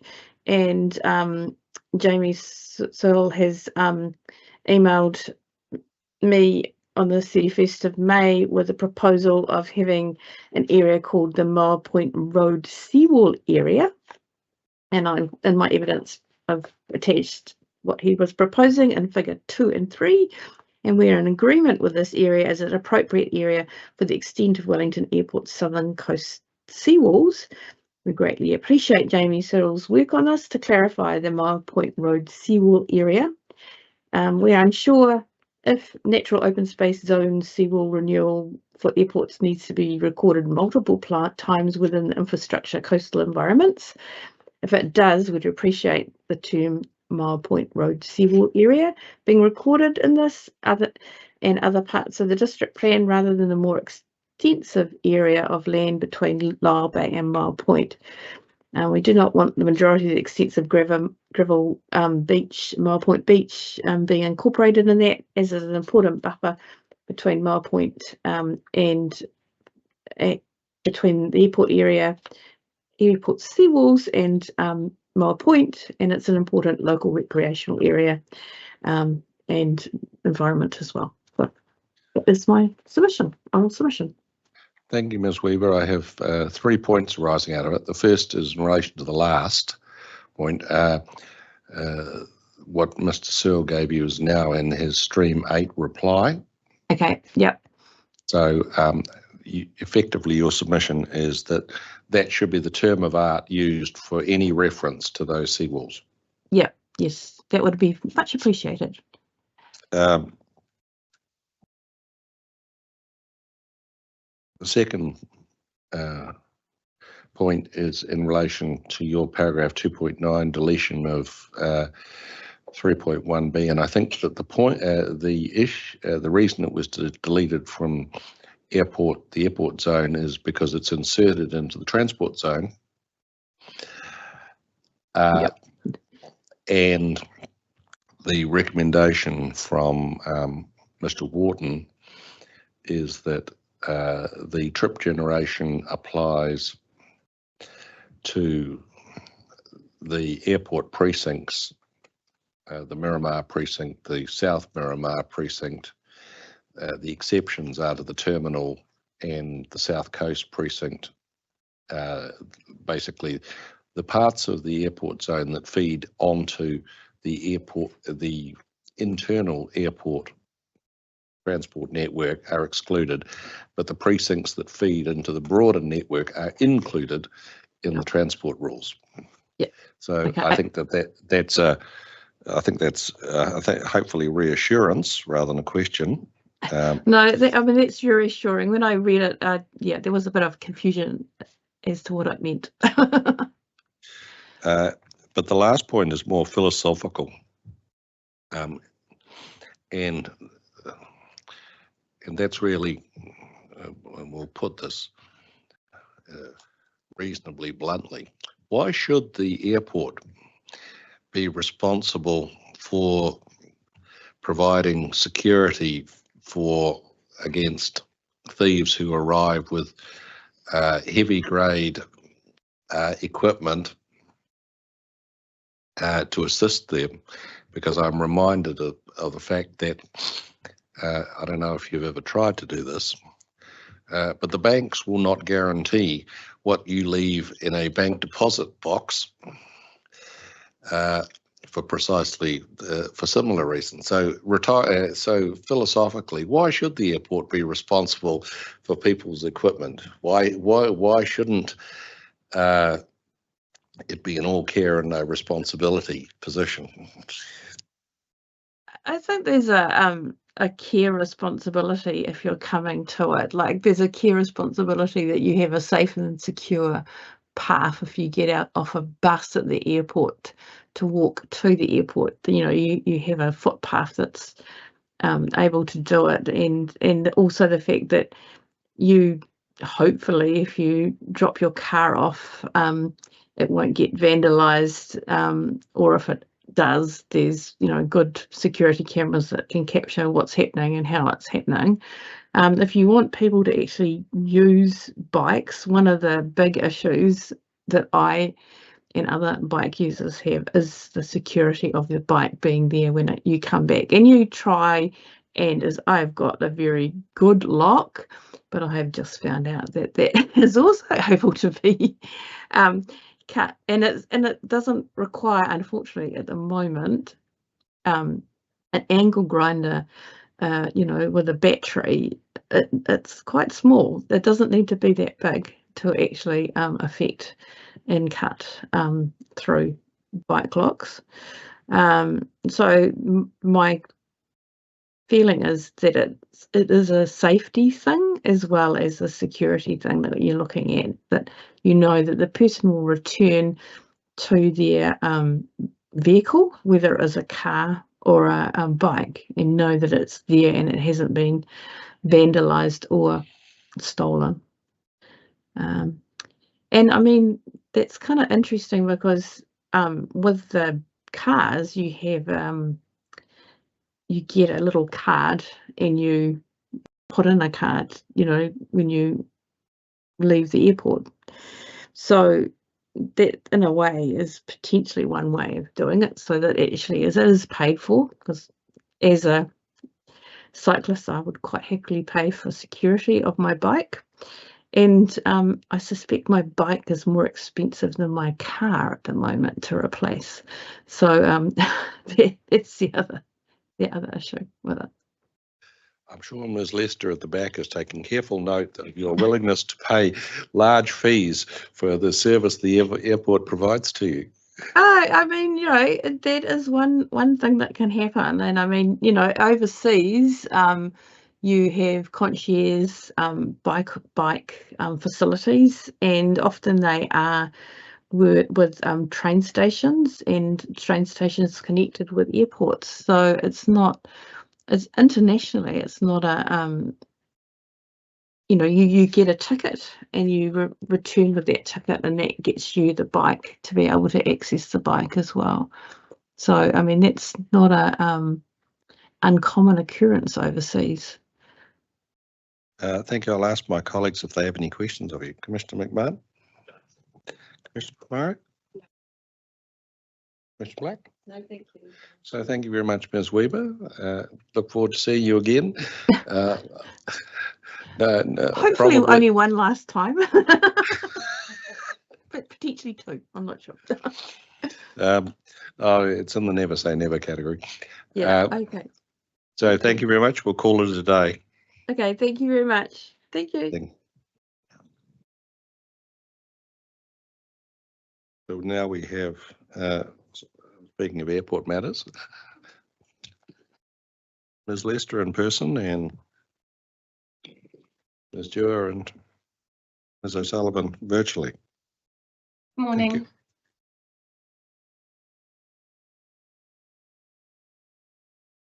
Yes.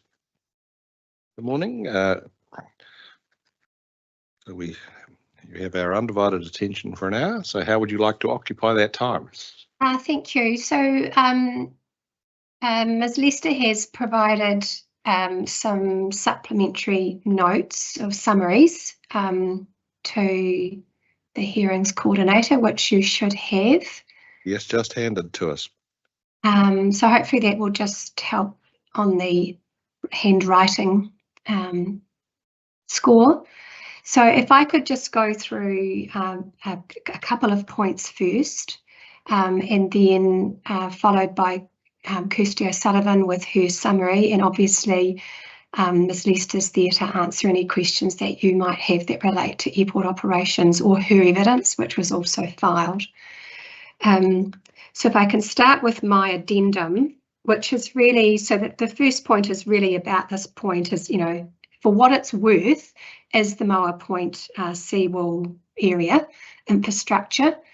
And what I've done is just in one fell swoop is set in front of you all of the relevant provisions as they relate to this issue. So first of all, we've got the definition of infrastructure, and I've highlighted the two provisions, although there are actually sort of three when you look at beyond the airport in terms of navigation installations, which is item J in the definition, but I haven't done the analysis for that because I think that's obvious.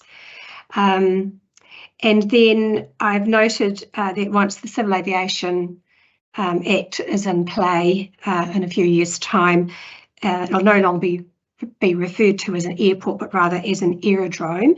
And I've set out the definitions of airport and aerodrome on the following page, at the top of page 2.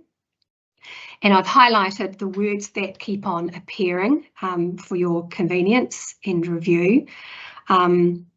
And you can see that it doesn't change very much in between the two acts. So what is ahead of us will be the same in terms of the definition, even though it's a different name.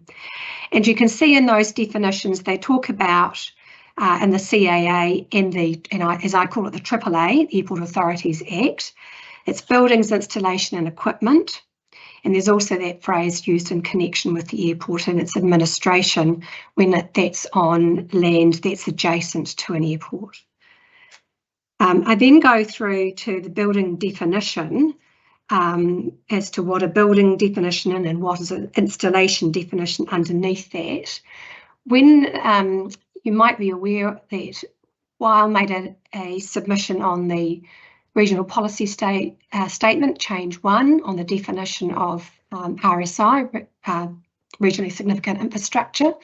That's been heard, and I'll turn to that in a minute. But there were submissions by the airport and the council for the council during that hearing that it couldn't be a building because of the New Zealand planning standards. But in my submission, the New Zealand planning standards apply only to the RMA. They don't apply to definitions in the Airport Authorities Act or the Civil Aviation Act. In my submission, that buildings in the context of those two acts needs to be looked at in light of the other words like installation and equipment, and also in the context of the statutory framework of the legislation, namely airport operations.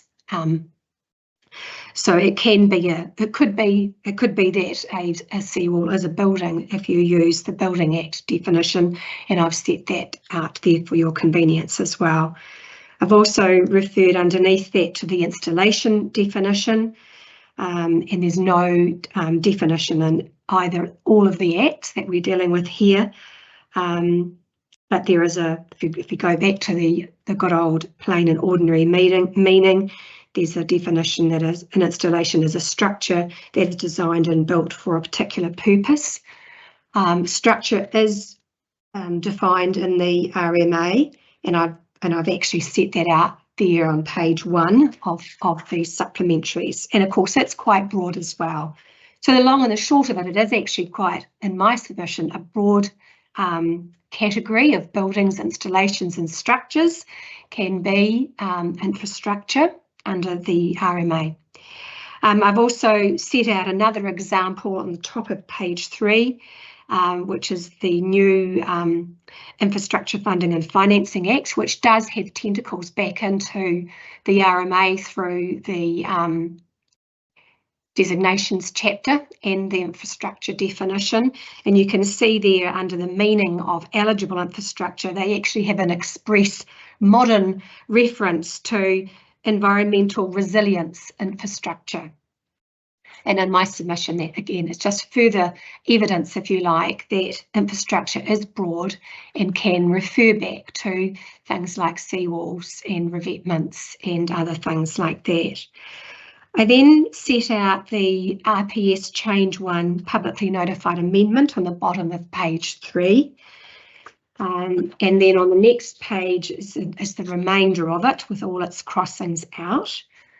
And at the bottom of page 4, I have just set out the right of reply amendment, which was accepted by the airport at that hearing.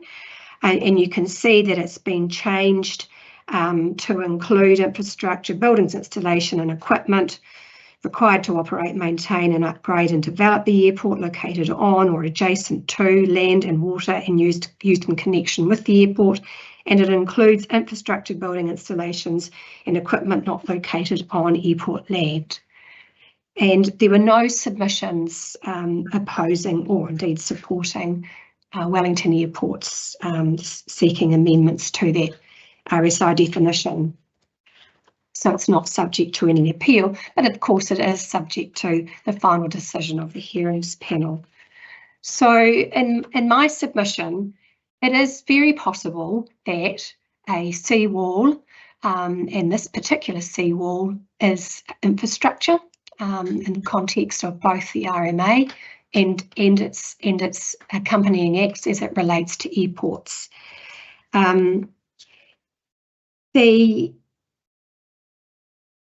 There was a number of questions about this during the presentation of the 42A report, and Mr. Anderson, in answering those questions, posed the question, is it appropriate for the seawall to lean in or lean on the infrastructure chapter when other seawalls would not have those benefits?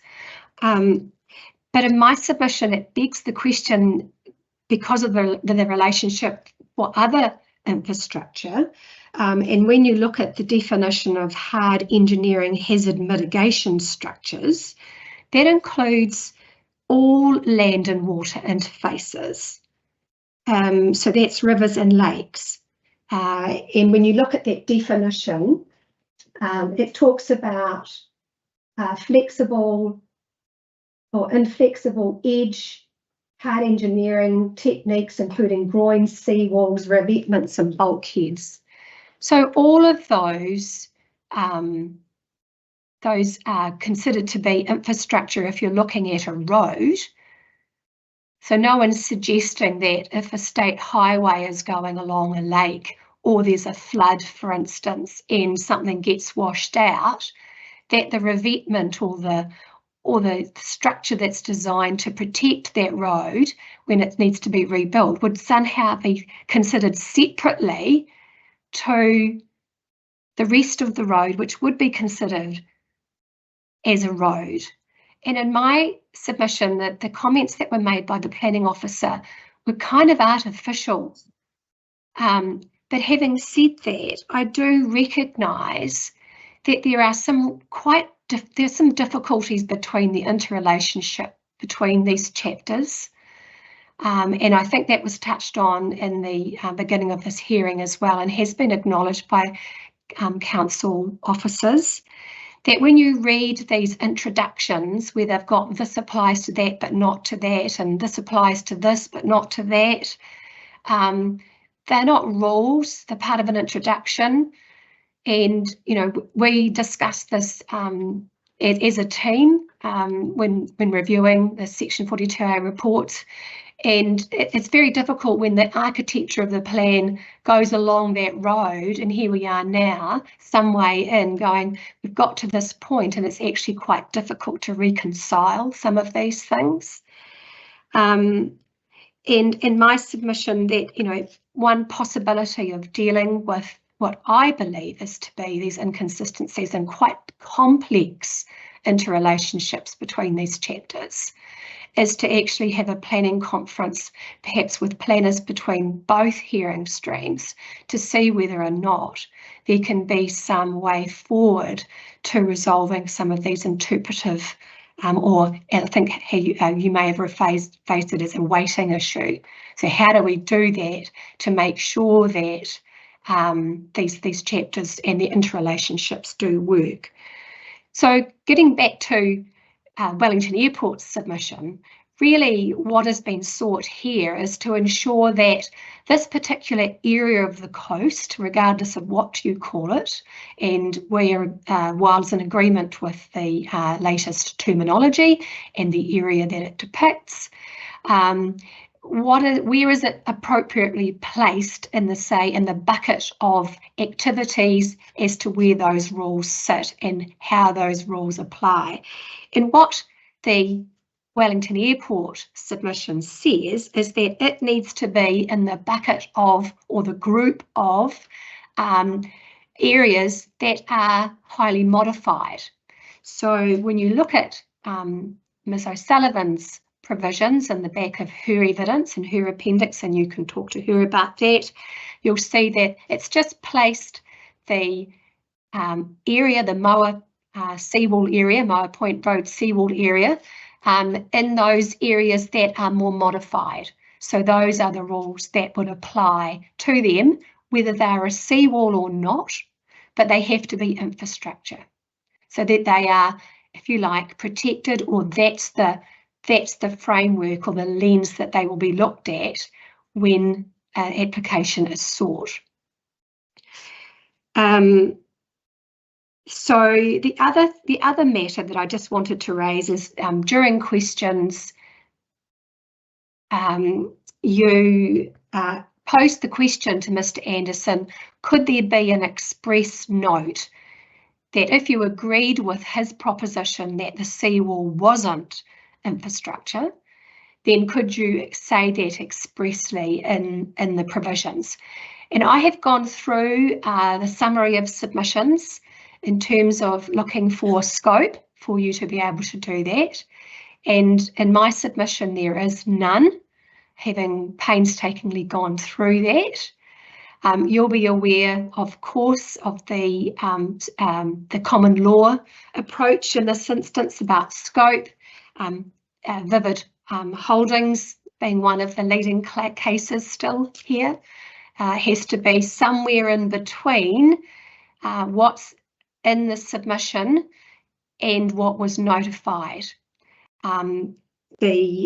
in obviously putting on your fair and reasonable hat to look at the scope of the submission itself, and ensuring, of course, that the summary of submission is fair, so that some other person wouldn't have made a submission if they hadn't otherwise known about it. So in my submission, to put a note that excludes this area of seawall from the provisions goes beyond what Wiles sought and what was originally in the plan and would be beyond scope. Further in my submission, I think it's actually not necessary, because all these rules in this hearing is doing is just putting the proposition in the appropriate box, if you like, so that if it is infrastructure, then it would be considered in light of that and in terms of the appropriate environment that this particular pocket of dirt is where it's placed.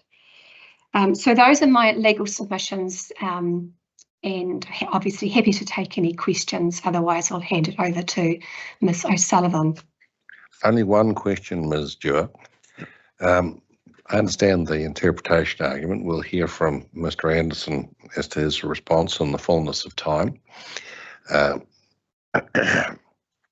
think if I understand it correctly, is that the seawall may or may not be a building, but it's certainly an installation. Yes. And that might be the, rather than starting at shadows and determining highly complicated issue when there's a much simpler track, that might be the question to ask. But reflecting on the submissions that I have heard in Stream 8 and my colleagues have heard in Stream 7, I would summarise it that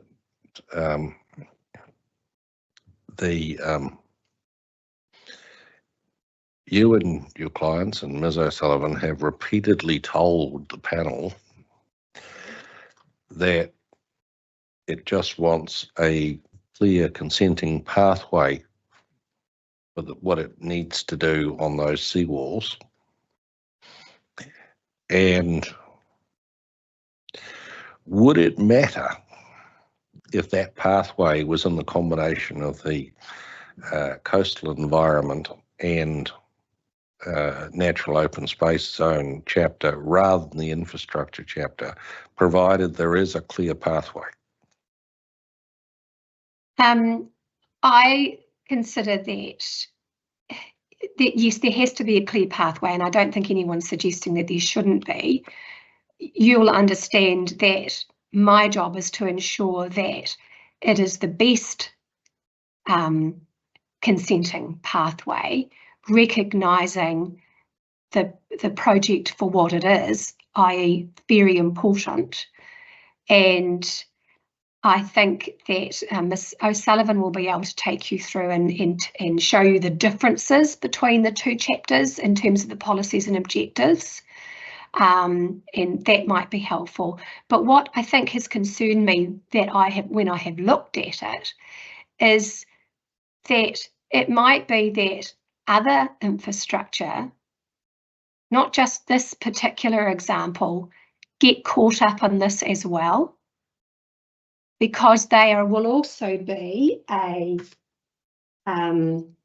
what's the terribly long phrase, a hard engineering hazard mitigation structure, because they also are going to be involved in a seawall or a revetment that has an interface with water. And then suddenly they get catapulted out of the infrastructure into the other chapter. Well, exploring that, I suppose the Stream 8 panel is yet to deliberate, but what's going through my mind is if we accepted your submission that it's infrastructure and treat it as such, then we don't need to worry about the submissions that Wiles also made on the coastal environment, because they're not required. Now, I can understand and partly this is because of the order in which the topics have been heard. If infrastructure had been first, we might have had a completely different discussion in the coastal environment hearing. But it's sort of do it once and do it right and don't keep repeating yourself kind of territory.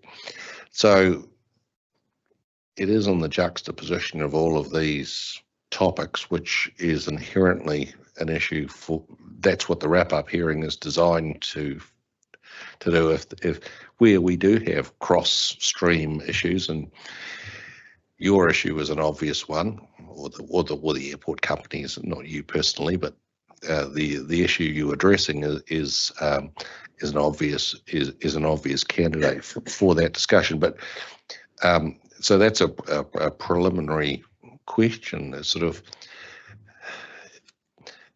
if it's infrastructure, can the Stream 7 and 8 panels proceed on that basis, and that to the extent that Weil has made submissions on those provisions, that they are addressed by the infrastructure chapter? Conceivably, my initial thought is yes, that is a possibility, but I would want to discuss that with Ms. O'Sullivan, as she is far more familiar with these provisions as a whole than I am. Well, you don't need to give me a firm answer. The time I will want a clear answer to that question is in the wrap-up hearing. Okay. Right. This is what I'm looking for is an indication of position rather than fixed in stone, because as I say, that's the purpose of the wrap-up. Yes. Okay. Thank you very much. All right. Well, should we hear from Ms. Lester first? Or do you want to hear from... Do you have any questions for Ms. Lester? I only have one. Let's go then. Before we go there, Commissioner McMahon has a question for you. Good morning. Yes, it is morning. Good morning, Ms. Stewart. Morning. I only have one question, and it's one that I put to a preceding witness, Mr. Horn, for the telcos, and it just relates to the significance of the Regional Council's decision on Plan Change 1 to the Regional Policy Statement dealing with the RSI definition. And you've usually, at the bottom of page 4 of your handout, given us a copy of where that's at the moment. If the Regional Council's decision departs from that, does that change your argument in any way? Not really. Obviously, my one's very focused on the airport. There are many other changes sought to the remainder of that definition from various RSI. So mine's a very narrow portion of it. But no, because it'll either go back to what it was, which just says Wellington International Airport. Yes. And then you have to go back a step to say, well, that's infrastructure, and then you go back to the definition under the RMA, and then you go floating through the other acts. So I don't think it makes any difference to the argument. It was just trying to explain how we got to where we are in terms of why it is infrastructure. Yes. No, I suspected that was the case, but I just needed to hear that from you. Thank you. So anything else from Ms. Stewart? Ms. Lester, only one question, and this stems from Ms. Weeber's presentation to us. What is the extent of bicycle traffic into and out of Wellington International Airport? I don't have the answer to the absolute extent, but seeing the bicycle racks being reasonably full every day, we have a lot of staff that use the precinct as well. So most of that, I'd say, would be people who work at the airport. There are a few people that might trip in and out during one day, and come back to their bikes. We do have locky docks there, which we've been told by locky docks that they are extremely secure. If people can't, there's been a bit of social media around that a couple of bikes have been stolen there that were not on the locky docks, saying that they can't fit, but there's different ways that you can angle those locky docks to make them completely secure. Have had no bikes stolen from those locky docks, and we are gathering data about how much they are used. And so what is the capacity? How much? We've got 10 locky docks at the total bike rack, I think there's another, I'm not actually sure, probably another 30 or so stands for bikes, and people, there's a whole precinct with area with sort of little fencing and things like that people lock their bikes to, so it's depends where it is there. So, right at the entrance, kind of under. So you've got the combination. You've got a facility which I've just written down 10 plus 30 plus however many people are informally storing their bikes by locking them to the nearest fence post. Yep.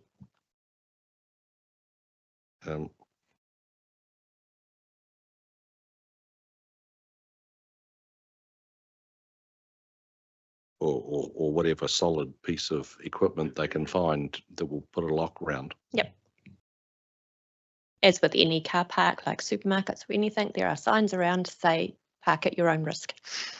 Yes, all care and no responsibility, as I put. Except for the locky docks, which are safe and secure.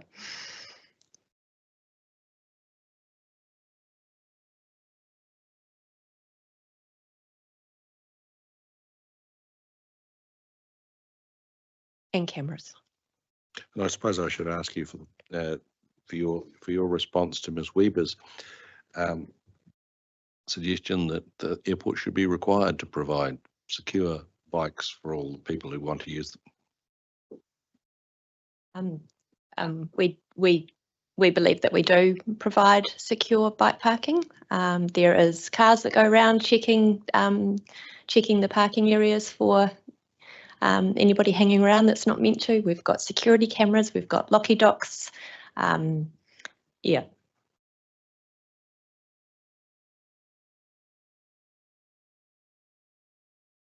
So you wouldn't have a problem with a requirement to that effect?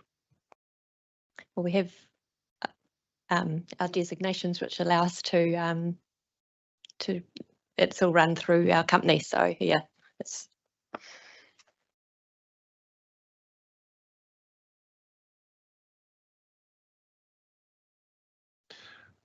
Any other questions from Ms. Lester?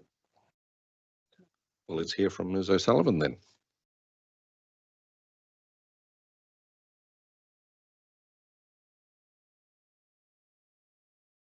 Morning. So Ms. Lester has, or perhaps it was Jazz, has circulated my summary evidence. I'll go through that just really briefly first. I do have a couple of amendments to my evidence in chief. I had the unfortunate scenario of the document corrupting just before we filed, literally moments before. So the last minute edits and inclusions of a couple of things didn't get picked up. So there's only two, but I'll just go through those. Isn't that Murphy's Law as it applies to planning evidence, Ms. O'Sullivan? I normally get it finished much sooner than that, Commissioner. I have that flexibility, but yeah, not this time. Okay. So yeah, my name's Kirsty O'Sullivan. I think you all know that. Previously set out my experience in Hearing Stream 5, and I just again confirm that I've read and agree to comply with the Code of Conduct for Expert Witnesses. So with respect to the infrastructure chapter, my evidence in chief grouped the areas of difference between the Section 42A reporting officer, Mr. Anderson, and I into themes. And the three key themes were submissions relating to the extent to which the infrastructure chapter applies to airport infrastructure, submissions relating to the policy recognition of incompatible land use and development, and submissions relating to Wellington International Airport Limited Seawall Neural Project and activities within the Moa Point Road seawall area. Mr. Anderson has filed supplementary evidence with respect to each of the above matters. And in summary, he agrees that Wellington International Airport, as regionally significant infrastructure, should benefit from the objectives and policies of the infrastructure chapter, and accordingly he has recommended adopting the amendments to the introduction section set out in Appendix A, my evidence in chief. He has formed the view that the proposed plan does not provide comprehensive protection of regionally significant infrastructure from incompatible use and development, and he has therefore recommended adopting my recommended infrastructure objective 3 and has proposed a variation to infrastructure policy 7, which I support. And he is of the firm view that the Mile Point Road seawall is not infrastructure.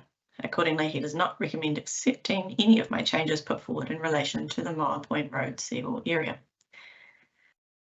As a result of Mr. Anderson's supplementary evidence, the key outstanding point, as everyone is aware, is relates to the Mile Point Road seawall area. For completeness, I also note Mr. Anderson's supplementary evidence did not respond to the issues raised in my evidence in chief with respect to Infrastructure Rule 7, Infrastructure Coastal Environment Policy 25, and Infrastructure Natural Hazard Policy 56. These discrete matters, I therefore assume, are also points of difference. So my evidence in chief sets out the statutory definitions of infrastructure.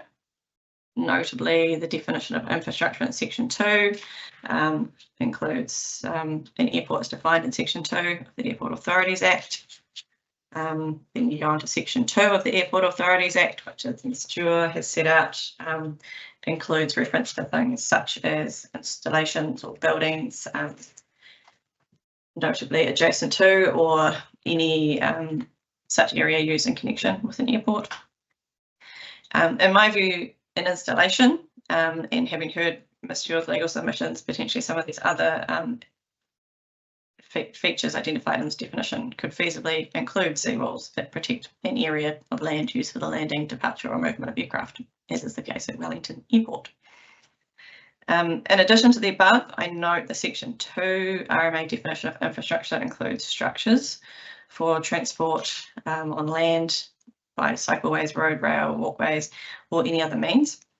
The seawall could also feasibly be considered a structure under this definition, much like a bridge or embankment would for a piece of the road or rail network, noting that the seawall that we've been talking about actually protects Mile Point Road first, for the most part, with the exception of the southern area, as well as other infrastructure before it protects the airport. In my view, these features are a core component of the infrastructure as they're fundamental to their structural integrity. And I guess as a bit of a side note, you know, where do you draw the line on things that support structural integrity? You know, a pump that supports a power pole or a telecommunications tower, you know, is that a structure for the zone provisions, or is it a structure or a building under the infrastructure chapter?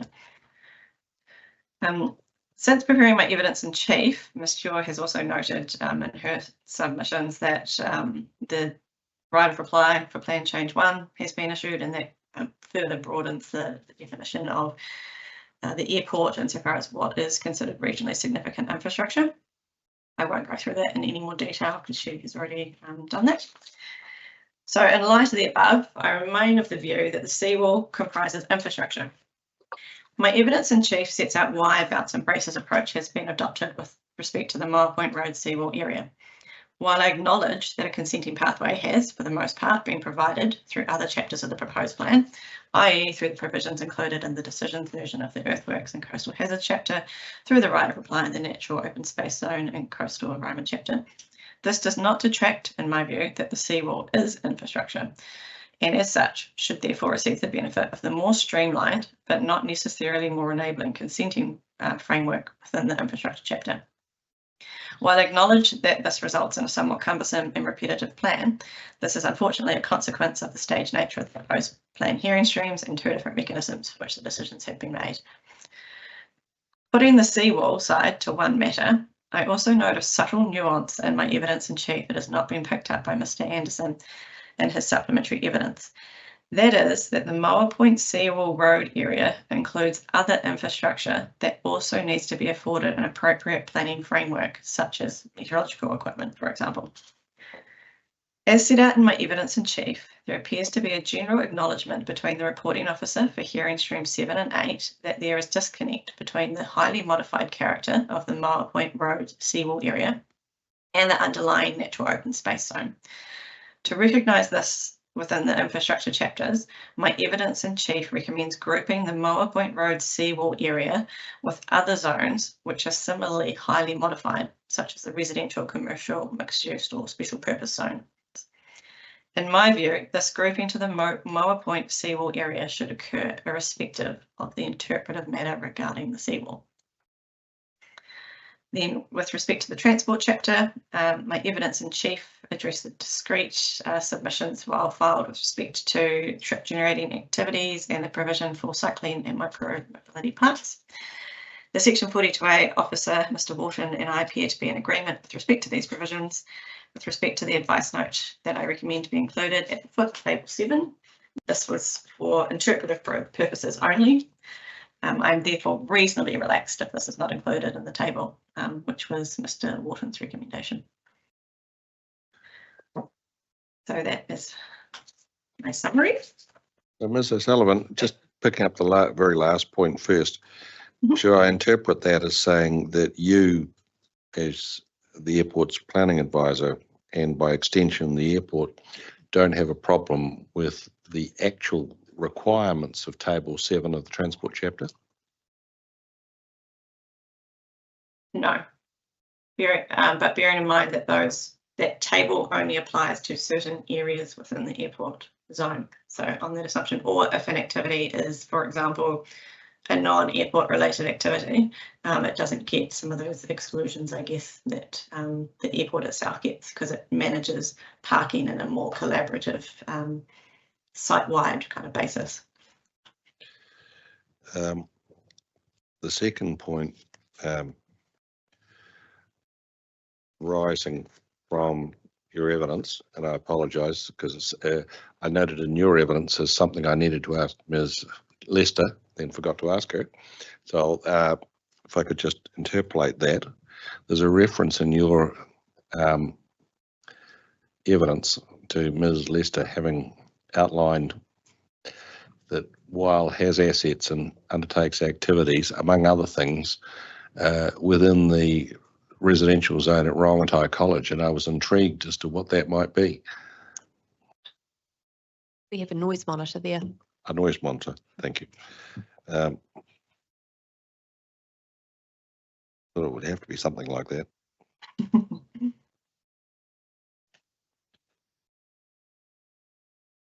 Then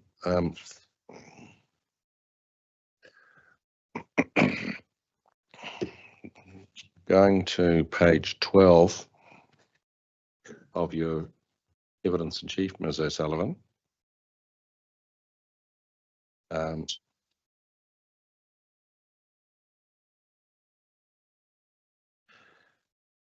The amended introductory text. I was discussing with Mr. Anderson the wording in the penultimate line, sort of inconsistent with those definitions, and it didn't seem quite right to me. So I was going to invite your comment that is, are we talking about infrastructure that is inconsistent with those definitions, or just infrastructure that doesn't fall within the definition? What is inconsistency in this context mean? Infrastructure in the airport zones that is inconsistent.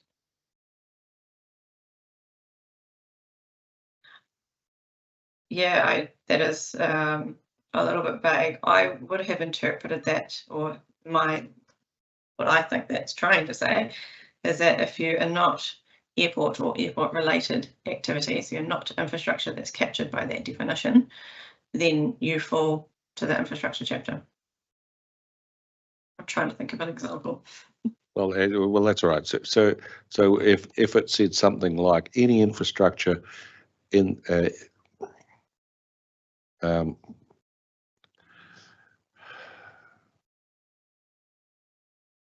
or maybe any activity in the airport that is not infrastructure as defined, or no, it's not. It's not. It's the term of art is so it's airport or airport related activities or port or operational. So if it's any activity that is not one of those things is managed by the infrastructure chapter. That's how I would interpret that.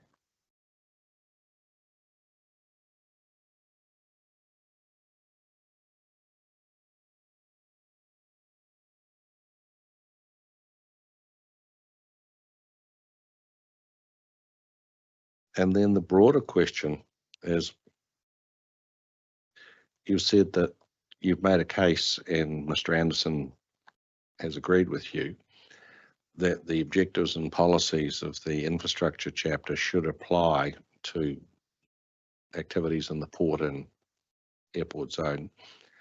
And you've told us why. Have you done a complete analysis of all the costs and benefits? Are there any downside risks for doing that? Downside risks. I have done my reasonably high level evaluation in paragraph 42. That was because it's comes back to Ms. Chew's point that it's a introduction, doesn't have the statutory weight, and such kind of directions would ordinarily fall within a policy or something that has a little bit more weight than an introduction.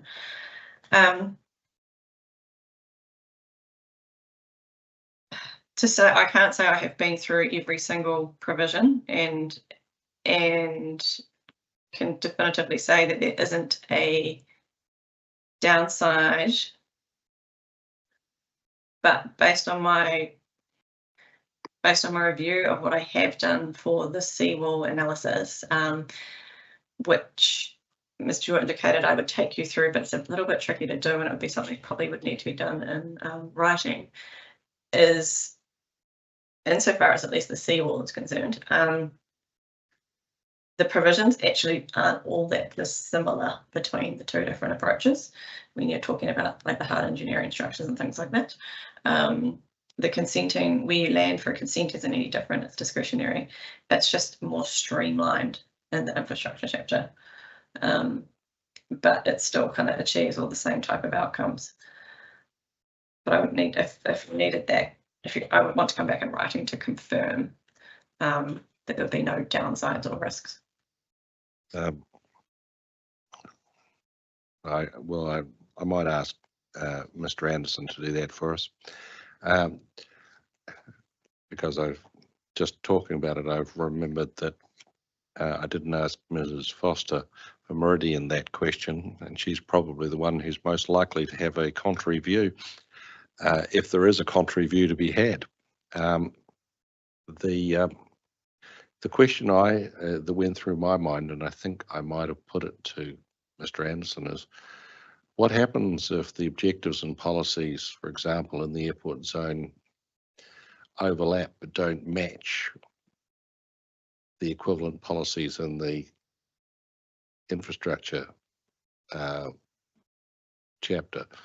Which set of objectives and policies prevail? Should that be made clear? Insofar as the infrastructure chapter and the airport zone provisions apply, I don't think there is an inconsistency as such. The infrastructure chapter probably just goes a little bit further. The airport zone is quite specific to the activities that are anticipated on that site. So I think it probably would be the airport zone in that scenario, but it would really come down to, I think it's a bit of a weighting exercise when you're in that resource consent process. I think that I set out my evidence. Part of the reason for wanting these provisions to apply to the airport zone is if they do something that's out of scale or a new notice of requirement or changes to the notice of requirement, for example, and it should get the benefit of being able to utilise these provisions. Well, but what's your view to a statement as a corollary of the amendment that you've sought to say in the introduction that to the infrastructure zone that the objectives and policies apply to airport and airport related activities, but not the rules, that if in the event there is an inconsistency, the objectives and policies of the airport zone should prevail. Like as I say, your view is there's probably not an inconsistency, but you're trying to foresee every potential factual scenario. Yeah. And so I'm concerned about the things we can't think of at the moment.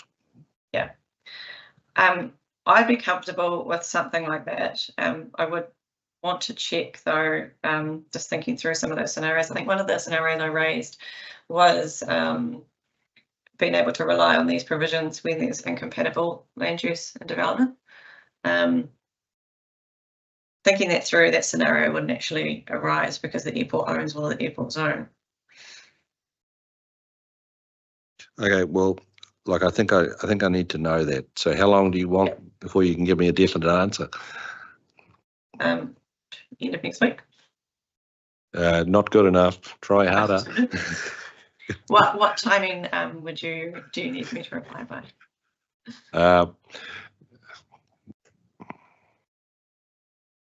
No, the end of the next week's okay because we've got something else going. And is it?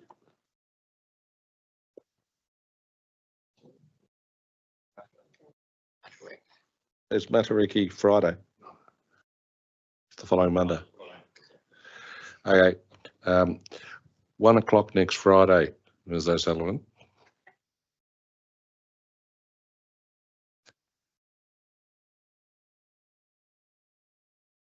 And as previously, I'll be issuing a minute trying to remember all of the leave that I've given various parties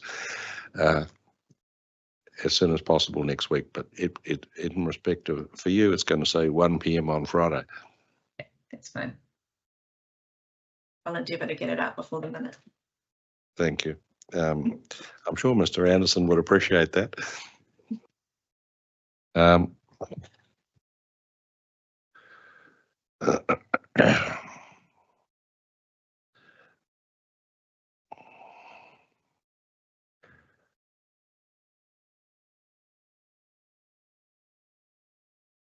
relation to your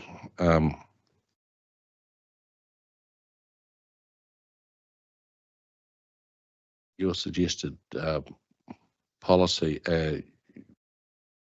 objective and policy about incompatible land use, and you're relying on the RPS. And I wondered about the juxtaposition between your drafting, which refers to infrastructure, and the RPS that refers to regionally significant infrastructure. At least as far as the airport is concerned, it doesn't matter because the airport's clearly RSI. But in relation to some infrastructure, it will matter.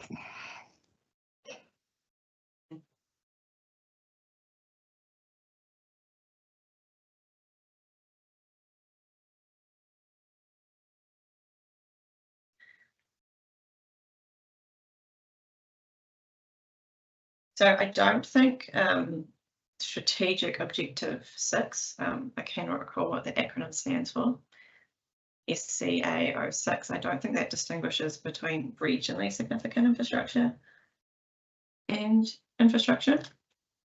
So that's why I had not included the word regionally significant infrastructure. I'd be comfortable with regionally significant infrastructure being referred to there.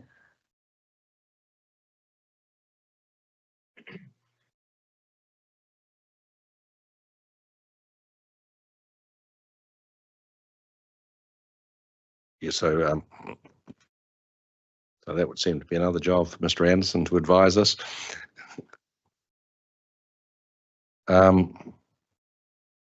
Paragraph 55, you've referenced a submission point that seems to have dropped between the cracks. Mm. Can you give us a number? Submission number?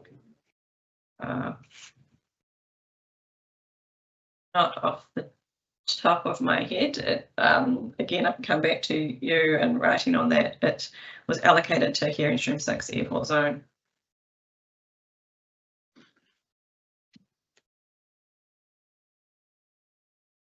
So yes,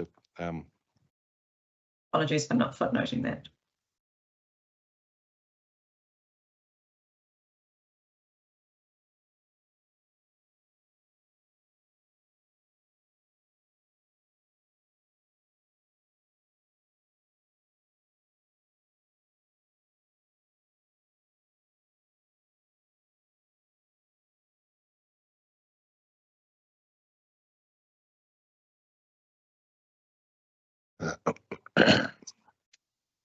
the only other question I had for you was about INF NHP 56.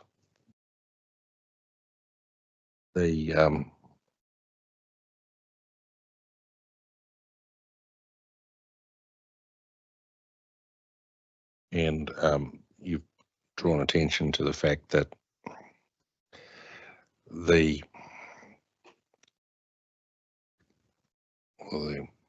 you've recommended that the policy refer to minimising rather than not increasing.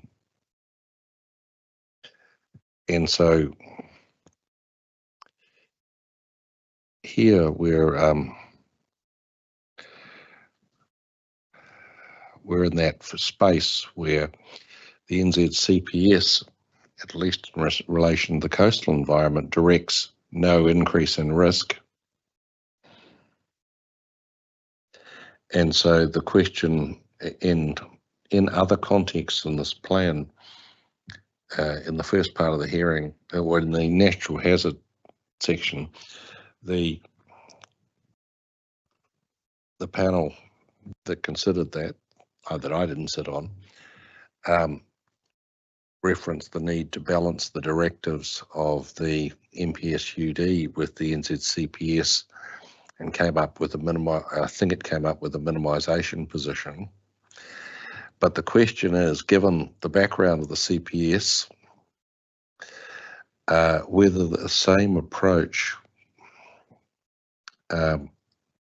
is justifiable for infrastructure. So we're talking about a technical issue of we must give effect to the CPS in the coastal environment.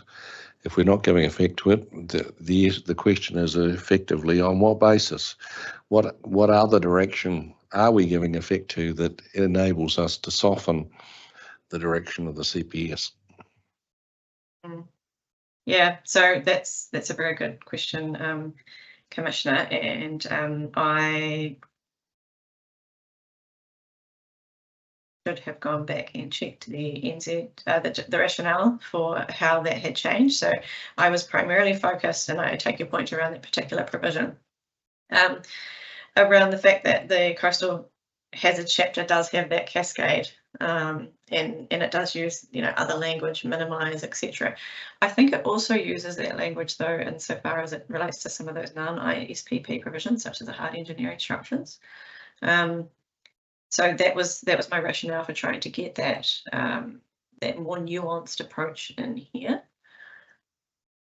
If I could just check that provision.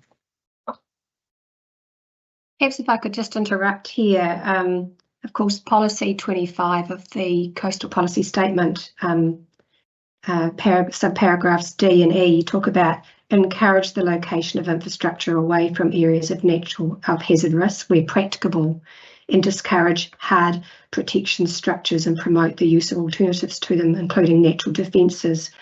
So it isn't a one fit for all So although you've got A, which is avoiding increase, which is sort of that broader, it does later boil down to other issues like infrastructure that have a sort of a special regime, if you like.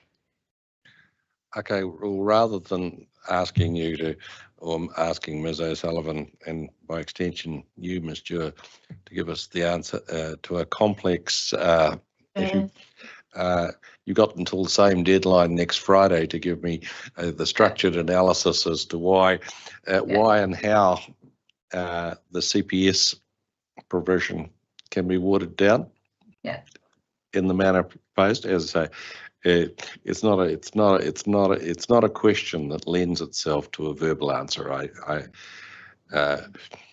Because given the direction of the Supreme Court, we really need sort of chapter and verse. Yes. So that was all I had. Mr. McMahon? I don't think I can add to any of the questions that you've done. I'm looking forward to that additional material that's going to come in today week. Thank you. Commissioner Farrar? And likewise from me too. Thank you very much, Ms Sullivan. Commissioner Black? No, thank you. Oh, well, that's easy. May I just make those couple of corrections Oh, to yes. my emails? Yes. Sorry, I do need to pick that up. Thank you. Yeah, they're pretty discreet. So on paragraph 28, page 8. Yep. It refers to Mapuia Road at the end of the sentence. It should actually be Aotearoa Drive, which is in Mapuia. Rather than Mapuia Road. Correct. Aotearoa Drive. And then the footnote on Oh, before you go there, where is Aotearoa Drive? I'm probably best to answer. Yeah. She's in Dunedin. In Christchurch, isn't it? Aotearoa Drive is in Mapuia. It's just the extension of Mapuia Road actually, and goes around the corner. That's where we have a noise monitor. Gotcha. Okay, next one. Page 9, so just over the page, footnote 5.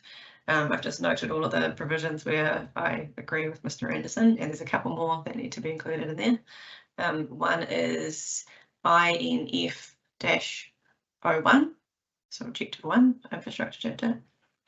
INF-OL-P20, P62. P62, yep. And in that same chapter, also P64 to 66.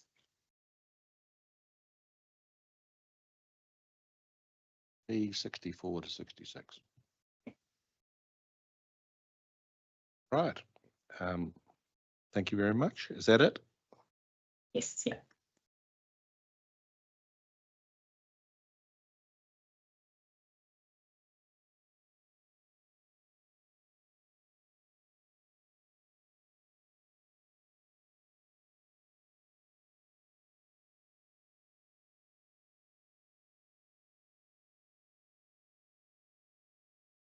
Okay, I think any more for any more? No, that's all. Thank you very much for your time. Well, thank you very much to the airport team. We will adjourn the hearing and we'll be back at 1:30 or as soon as Kāinga arrives, whichever comes first. Thank you.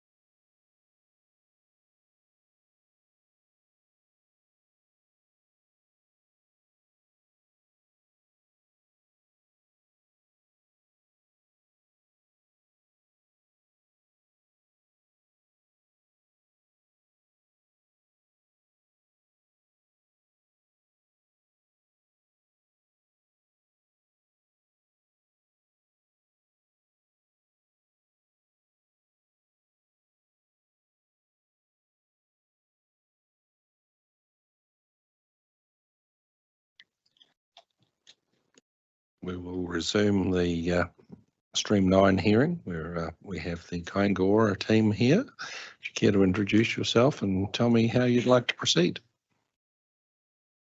Good afternoon, Commissioners. My name is Matt Lindenberg. I'm a consultant planner from Becker here on behalf of Kāinga. I have with me Megan Taylor, transport expert, also with evidence on behalf of Kāinga. We have with us Julie Cook behind us, development planner from Kāinga, as well as Mr. Brendan Liggett, who's just outside, development planning manager from Kāinga. You may well have heard from him a couple of times already throughout the process. Mr. Liggett is well known to us. There's no corporate evidence or no legal submissions in terms of this topic. Quite a small discrete number of little matters here, but if you did have any questions that were perhaps better answered by Mr. Liggett, he would be available to answer them should you have them.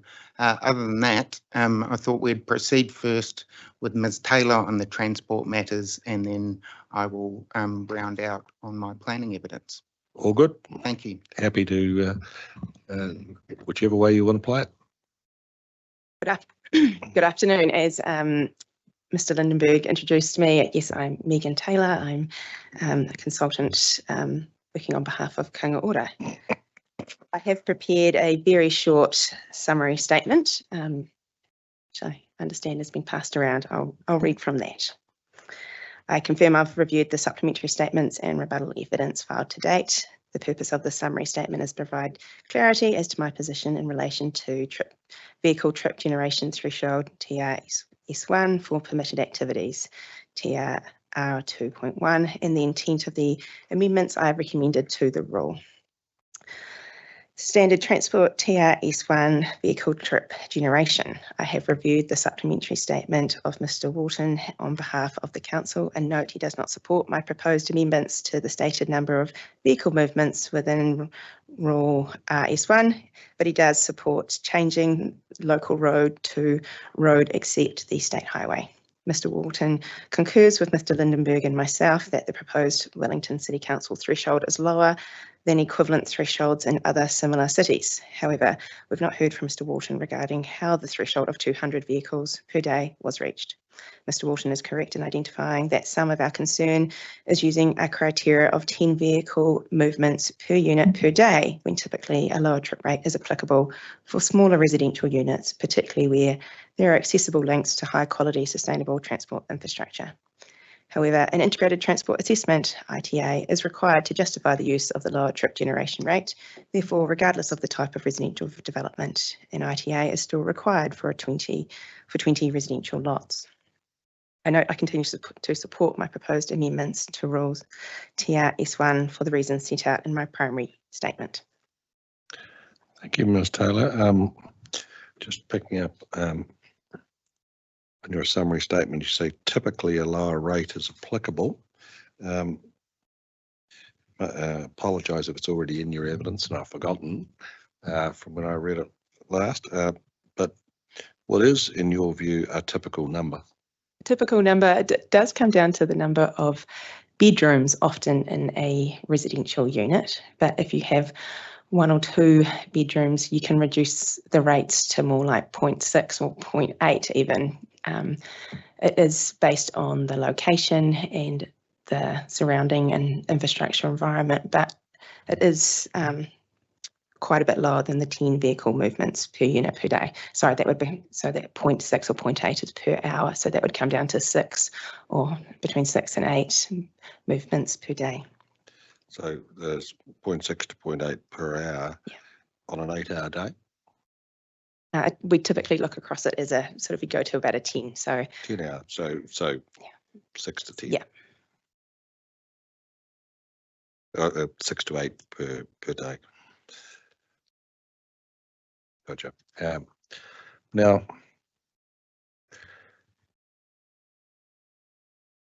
I don't know if you were listening to the evidence earlier in the week, but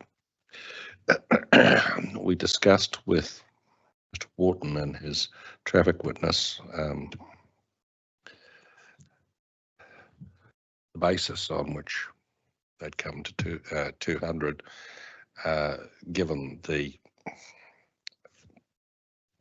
comparisons that you've drawn with other cities, and the answer was that Wellington had, in their view, a unique traffic environment, being the complexity of the road network, the narrowness of the streets, the steepness of the streets, and the congestion of the traffic.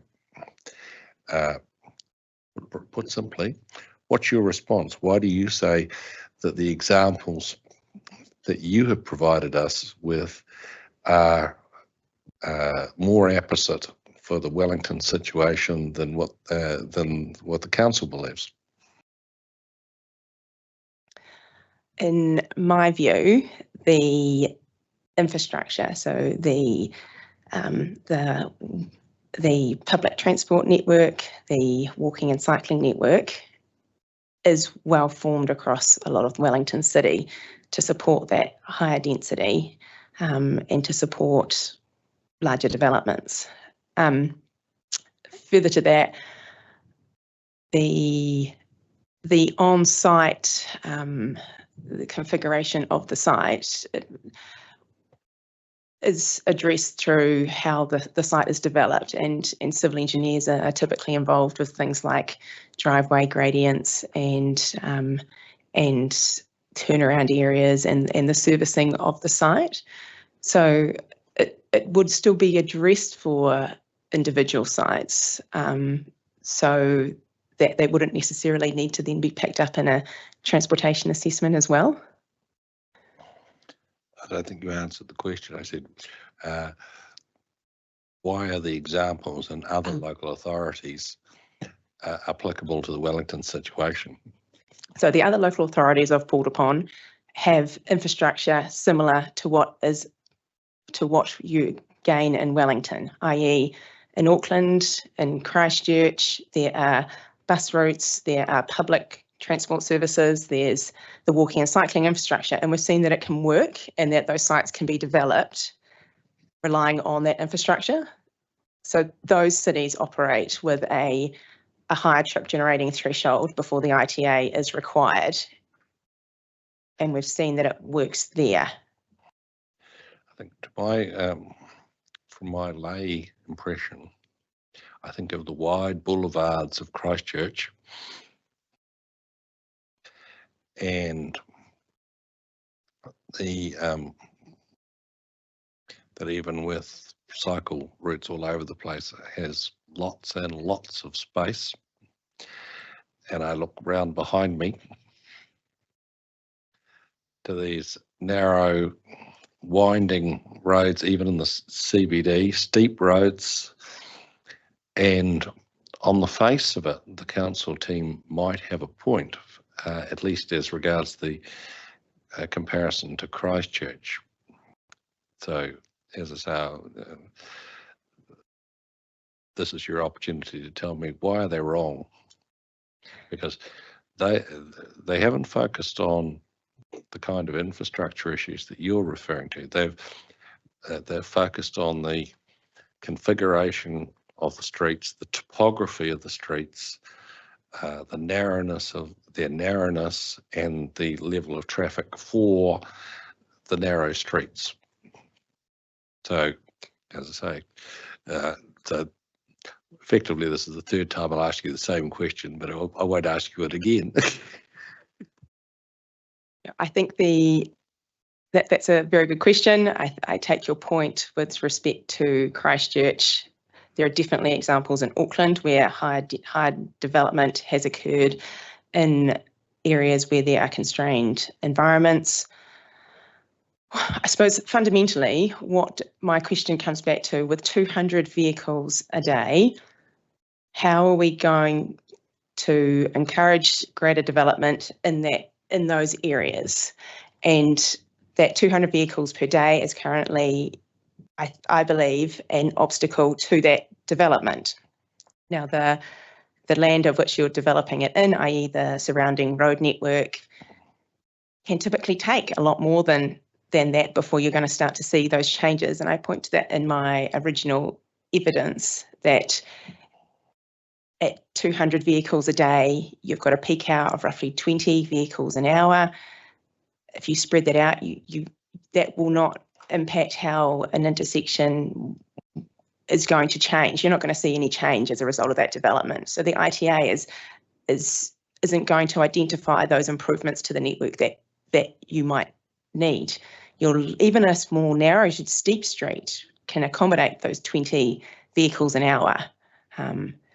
You can get around each other quite sufficiently if that comes down to one vehicle every 3 minutes. So therefore, at 200 vehicles a day, it is well and truly under the capacity of how the network is operating. So my point is that the TIA isn't going to find the gems of goodness, isn't going to identify those really critical things that might need to be improved. I think in your answer, I wonder if by saying that 200 vehicles a day isn't going to encourage development, is that the tail wagging the dog? Don't you focus first on the level of development, first on the traffic generation, and because it sounds like you're reasoning from, well, we must allow development, therefore we must allow a higher standard, a higher vehicle trip generation test before we regulate it. As I say, is that the tail wagging the dog? Sure. Sorry, I'm not sure I entirely follow that. Well, the focus is the wrong way around. That the focus should be solely on the appropriate trip generation test, and the consequences of that will lie where they may. They may or may not encourage greater development, but this is in a transport setting, a transport overlay. I think the piece I wanted to stress was that at 20, with the transportation assessment required at such a low level, you could end up with more piecemeal development. It may discourage more significant developments because of the further, because it may become a barrier to some developers having to get transport assessments and understand network modelling and so on. And another follow-up is that the perception I derive from your evidence is that as regards a mechanism, a vehicle per day test is preferable to a proxy like dwelling units or GFA. Is that right? Is that your view, or do you not have a view?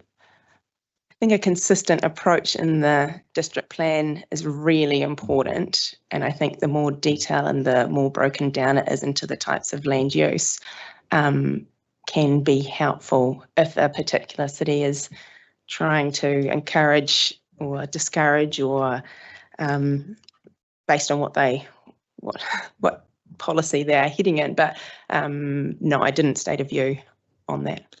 And by the sound of it, and it's not your view, you think the converse, that it's better to focus on land uses and Correct. have tests. I suppose that then creates an issue for us that we don't actually have a range of different tests for a range of different land uses. And you're not suggesting one to us? I haven't gone into the research that's required to do that. I was very involved in the proposed New Plymouth district plan. And very dodgy set of decisions. And we did, and we did take that approach with that district plan.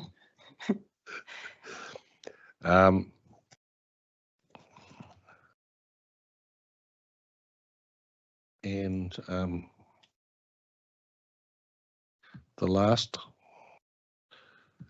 question I had arose from an observation.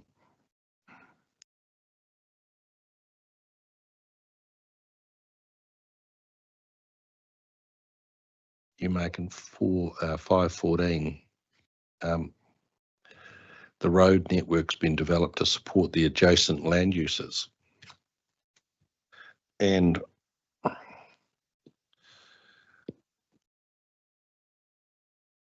it occurred to me that it may have been developed to support the existing range of land uses at the existing density, but it wasn't developed to cater for the enhanced density required by the NPSUD. And if it does cater for that, that might be solely an accident, a fortunate accident, but still an accident. Is that fair? It may be fair in some scenarios. I think it would be a case of looking further, doing further detailed work into the NPSUD and the anticipated locations of those exact higher density pieces of land that have been considered. But a lot of the network, take our industrial land, for example, we look at things like corner radii and tracking paths and things. And one of the reasons they're identified as industrials because they can cater for that type of land use. Yeah. Commissioner McMahon, do you have any questions of Ms. Taylor? I do. Thank you, sir. Good afternoon, Ms. Taylor. Look, I'm really been following this issue quite carefully. The issues that you raise in your summary statement about how the threshold of 200 vehicles per day was reached is very much a live issue. Putting it to one side, well,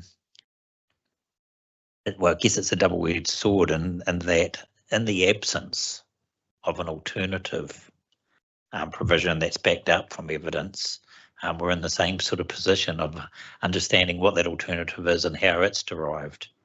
What would your response to that be? Because have you what is the alternative number in your view?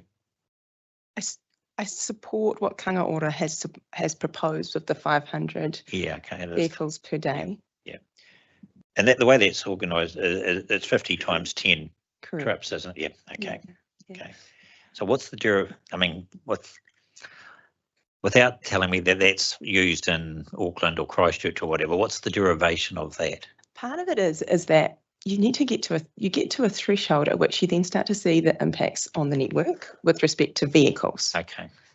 So this is in particular with densifying existing urban environments, not looking at a brand new greenfield site somewhere out back beyond. This is where you're now trying to... Where there's demonstrable effect associated that threshold. Yeah. Yeah. No, I understand the principle. I mean, an analogy might be with noise.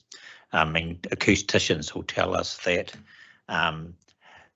the effect of a 0 to 3% or 0 to 3 dB increase in noise is imperceptible. So are you telling us that the traffic generation associated with 200 vehicles today is largely imperceptible on the roading network? Yes, in Wellington it is. That would be different in a smaller centre. Yeah, and that's because it has bus networks, public transport, walking and cycling infrastructure in place. Correct. Like Christchurch and Auckland.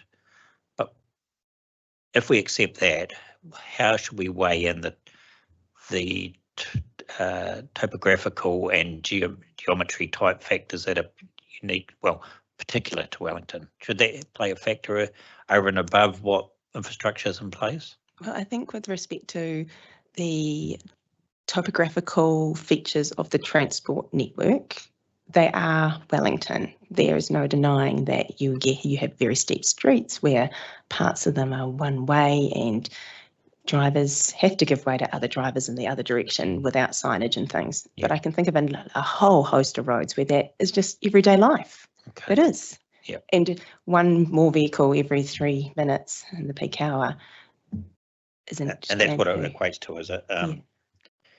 Yes, I wrote down. You say 1 to 3 or 1 to 4, I think. Yes. 1 to 3. 1 to 3. 1 and 3 every 3 minutes. Yeah. So it's a very simple back of the envelope calculation where you take 200 vehicles a day, your peak hour is now 20 and roughly 20 vehicles an hour Okay. it will take. Is there any literature, any research that backs up what you've just said about the threshold for effects on network being around that 50 vehicles, 500 vehicles, whichever metric you use? Not from my knowledge, it comes from industry experience, but we do have a really fantastic trips and parking guide. It's a research report that was prepared by New Zealand Transport Agency maybe about 20 years ago now, and we still rely on it for our trip generation rates. Is it that? Yeah, That's okay. it, exactly. We still rely on it today for all our trip generation rates. Okay. If we don't use that, we then go and do surveys for specific sites. But for something like residential, that's what most practitioners in the industry now use. I mean, that's a report that was produced, 2010. There we go. Yeah, yeah. Commissioner, could I Yeah, just you wanna- I thought before I forget something that in response to the Commissioner's questions, you said, well, 50 is the level of noticeable change. Of course, in the RMA, we have a concept called the precautionary approach. Is there a case, if we think 50 is the point where you get measurable change, is there a case for a lower number? I'm not saying any particular lower number, but just conceptually a lower number, so that you're ensuring you pick up the situations and managing the situations before they get to the stage of manageable effect, noticeable effect. Very good question, and maybe it is, but I suspect 200 is a significantly lower number. The follow-up question is, if we were to incorporate a buffer, what would a reasonable buffer be? Like I get the message that you don't think 200 is, but yes. So as Commissioner McMahon questioned, what is that 500 point? And it is just a point thereabouts. Yeah, so thereabouts. Similarly, thereabouts. So as I say, if you were to incorporate a buffer below the trigger, what in your view should it be?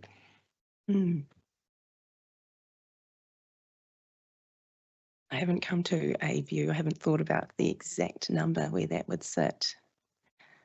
I think it'd be interesting to look on good data from Auckland to see if they've essentially got a equivalent rule in their district plan, and to understand with a bit of research and rigor behind it what some of those thresholds are resulting in. I suspect that research would be quite helpful in informing that buffer or understanding what that buffer looks like. Sorry, Commissioner. No, that's fine. I just didn't want to let that go by and forget it. Yeah. The table 5.2 of that document, I don't know if you can recall it. If you've got it at hand, yeah. Essentially, the document for everything other than residential, the metric is based on GFA as opposed to vehicle numbers. But for residential, it's based on the number of residential units. And the document prescribes lower, medium, and upper thresholds for assessment. And for residential, the lower, median, and upper are 75, 138, and 200 dwellings. So presumably at the lower end, applying the factor of 10 is at 750. Okay. What would, presumably that's, I mean, I guess what we have to understand is how fit for purpose this material still is, given it's 14, 15 years old. But you presumably you're not advocating for the 750, no. No.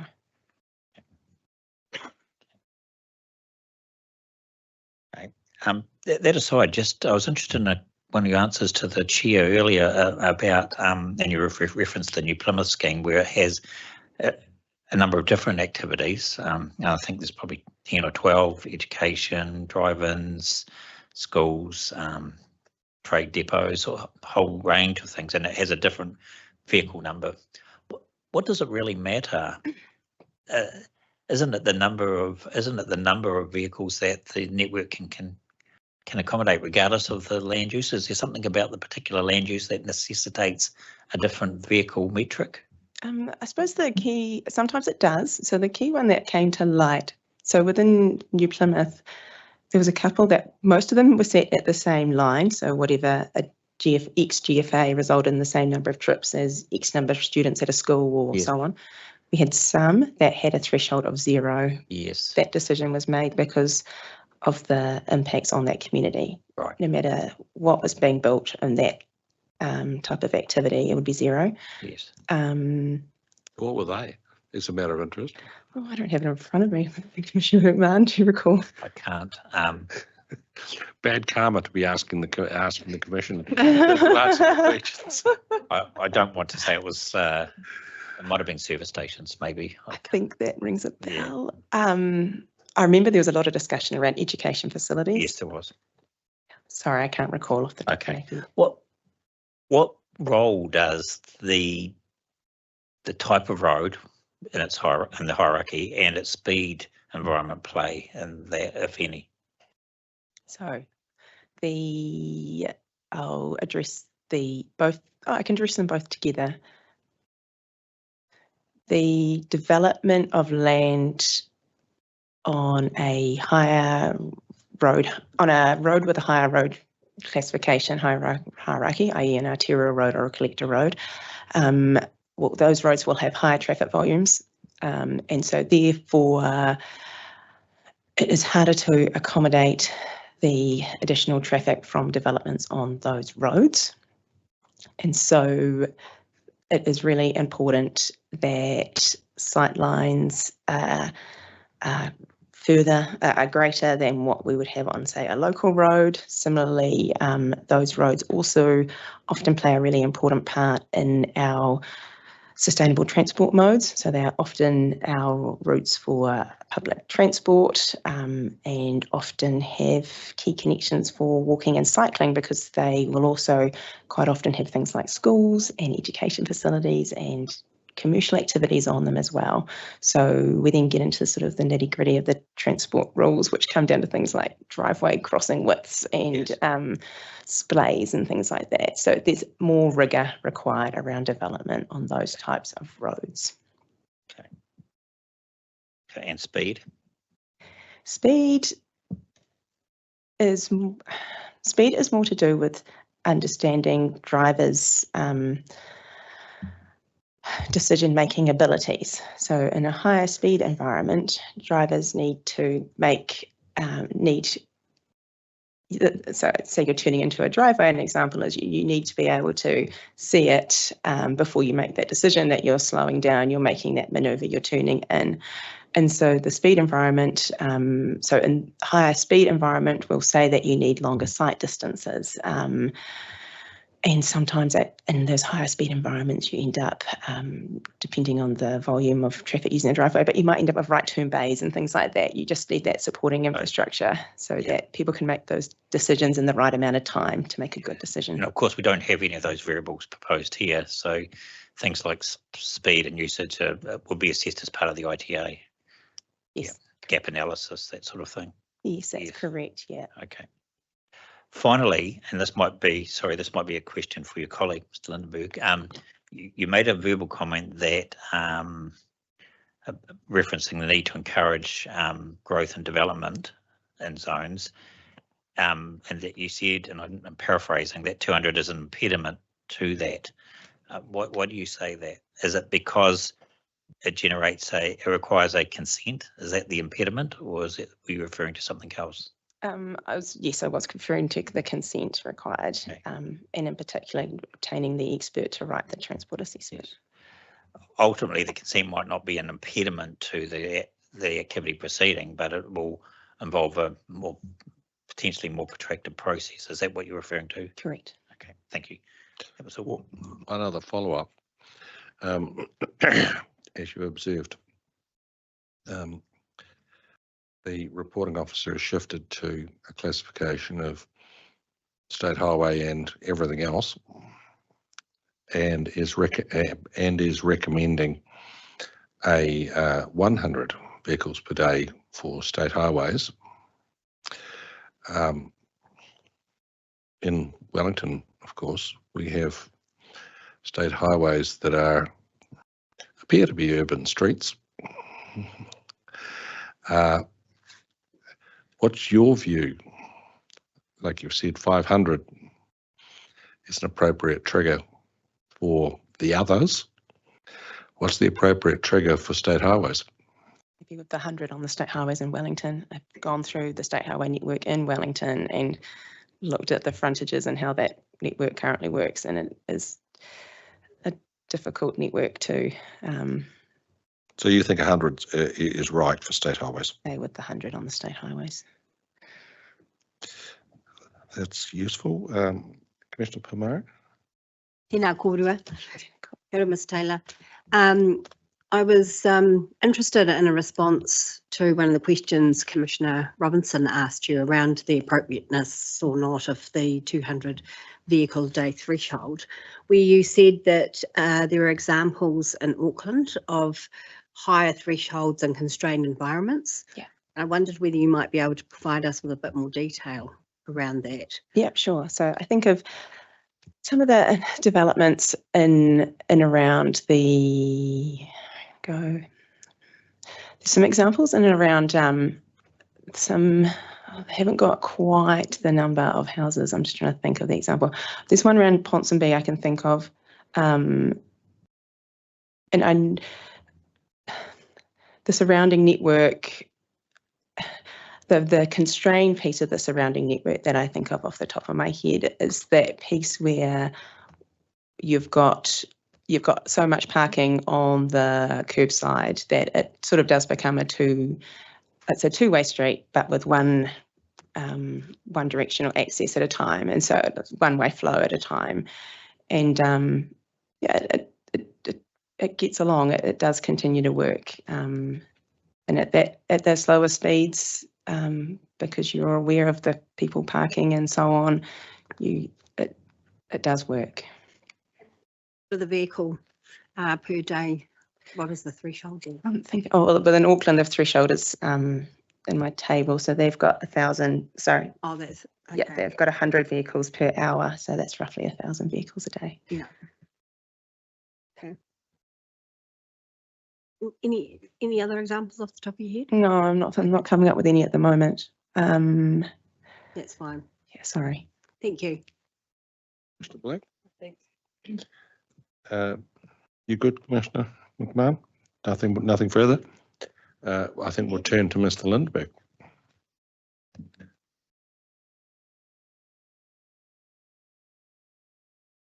Good afternoon, Commissioners. I believe you'll also have had circulated to you a short summary statement of mine.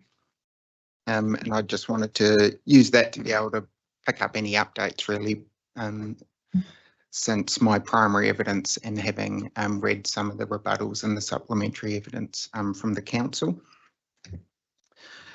So just at paragraph 1.2 of my summary, just touching on in my primary evidence, I had sought a change to the heading of the Policy 7 in the Infrastructure Chapter, seeking to change the heading from reverse sensitivity to incompatible subdivision use and development. I see that the Council Officer, Mr. Anderson, has accepted that change and had included that in his supplementary changes. So just noting I'm happy with that change.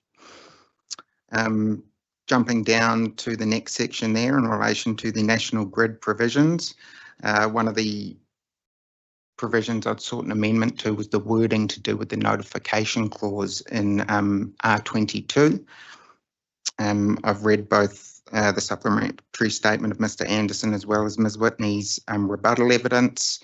Ms. Whitney agreed in part with the point I was making and some of the change I was seeking there. She had offered some alternative wording in her supplement or in her rebuttal statement. I've had a good look at that, and I'm actually quite comfortable with her suggested rewording in Ms. Whitney's change proposed in her rebuttal statement. So I'd be happy to accept that wording that she has proposed. I think it's realistic.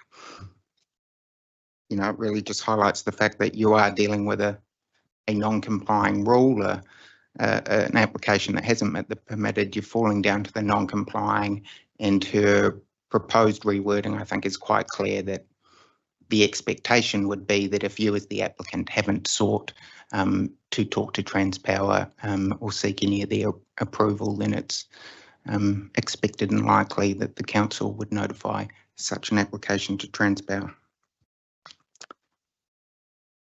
The next point down there is very similar in the theme to the change at the top, re that policy 7 and the change to the heading of it.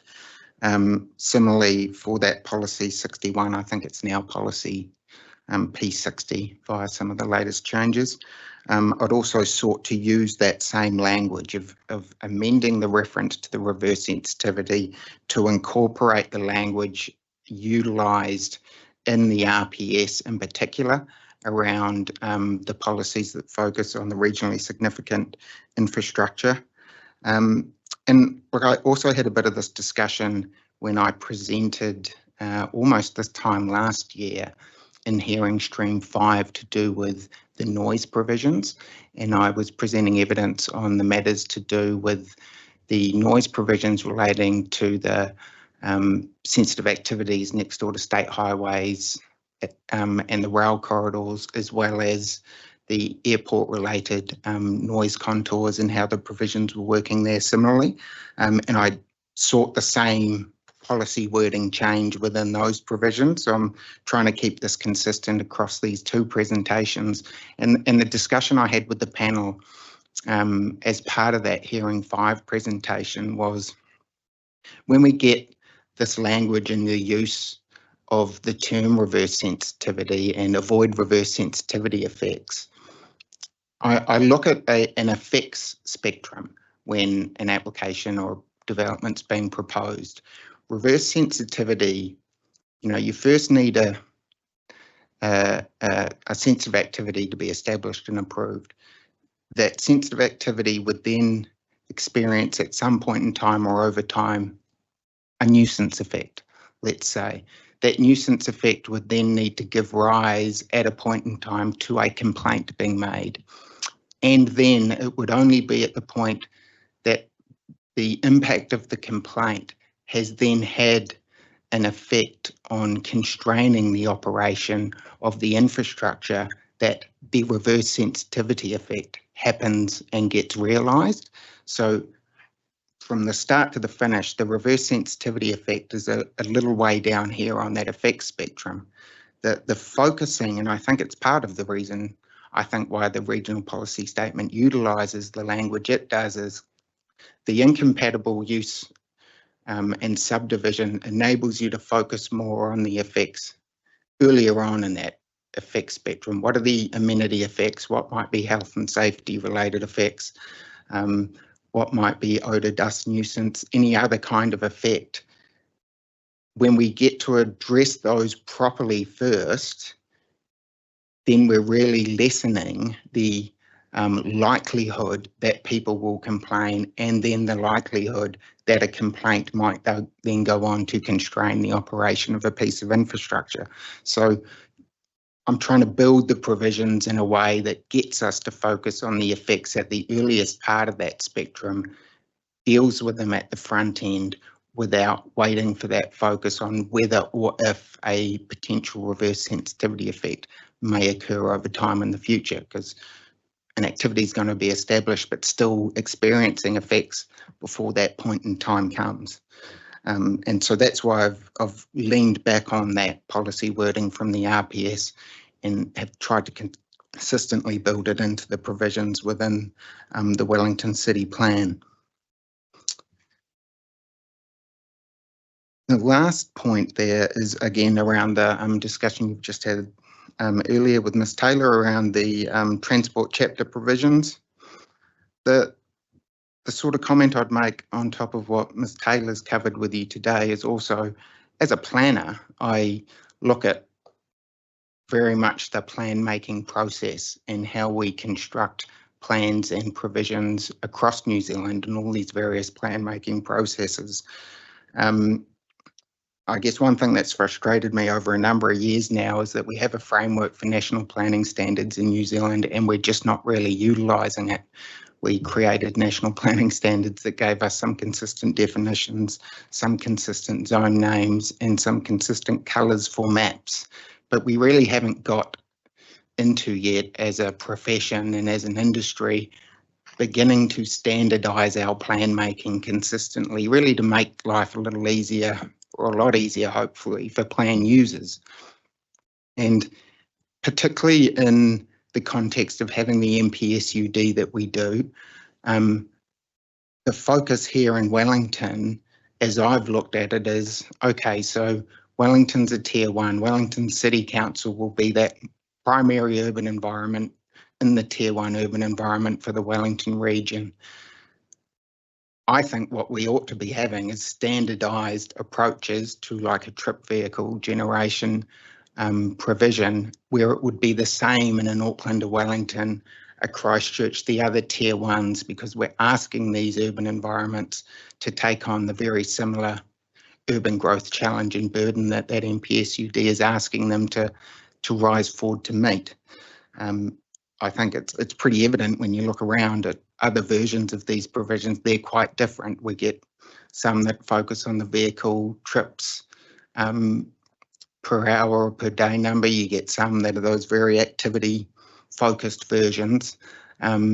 Looking at the comparison, they land in very different areas. The Auckland one can be a range from 60 units to 1,000 or to 100. That would give you vehicle movements of the 600 all the way up to 1,000. We've even got differences in Wellington here between the different local authorities using different provisions and different metrics, which again I think is pretty unhelpful from a plan making point of view, and for the users of the plan in a single region to be able to understand what's being asked of them. From Ms. Taylor's evidence and the evidence I've seen and read, I think 500 is a good,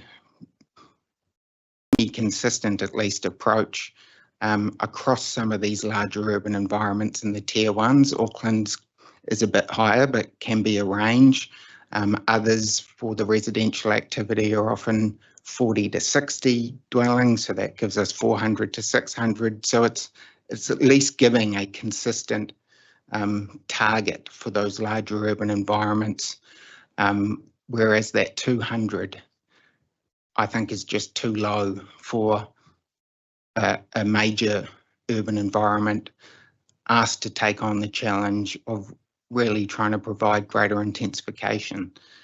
I think it's also important to reflect on and bear in mind that the ITA won't be the only place that effects on a transport network are considered through provisions in the plan. There'll be assessment matters in the residential chapter and the transport chapter and subdivision chapters when you're undertaking multi-unit development that are also asking for effects on infrastructure, effects on local transport network to be considered. The role of that ITA trip generation provision in my mind is then to say, okay, well, at what scale and size do we want a greater or a fuller version of that assessment to take place? So, you know, if you're picking 200, 300, 400, whatever that number is, that's more, when is the more fulsome assessment being undertaken? And I think having that higher threshold at 500 in Wellington as a tier 1 is appropriate.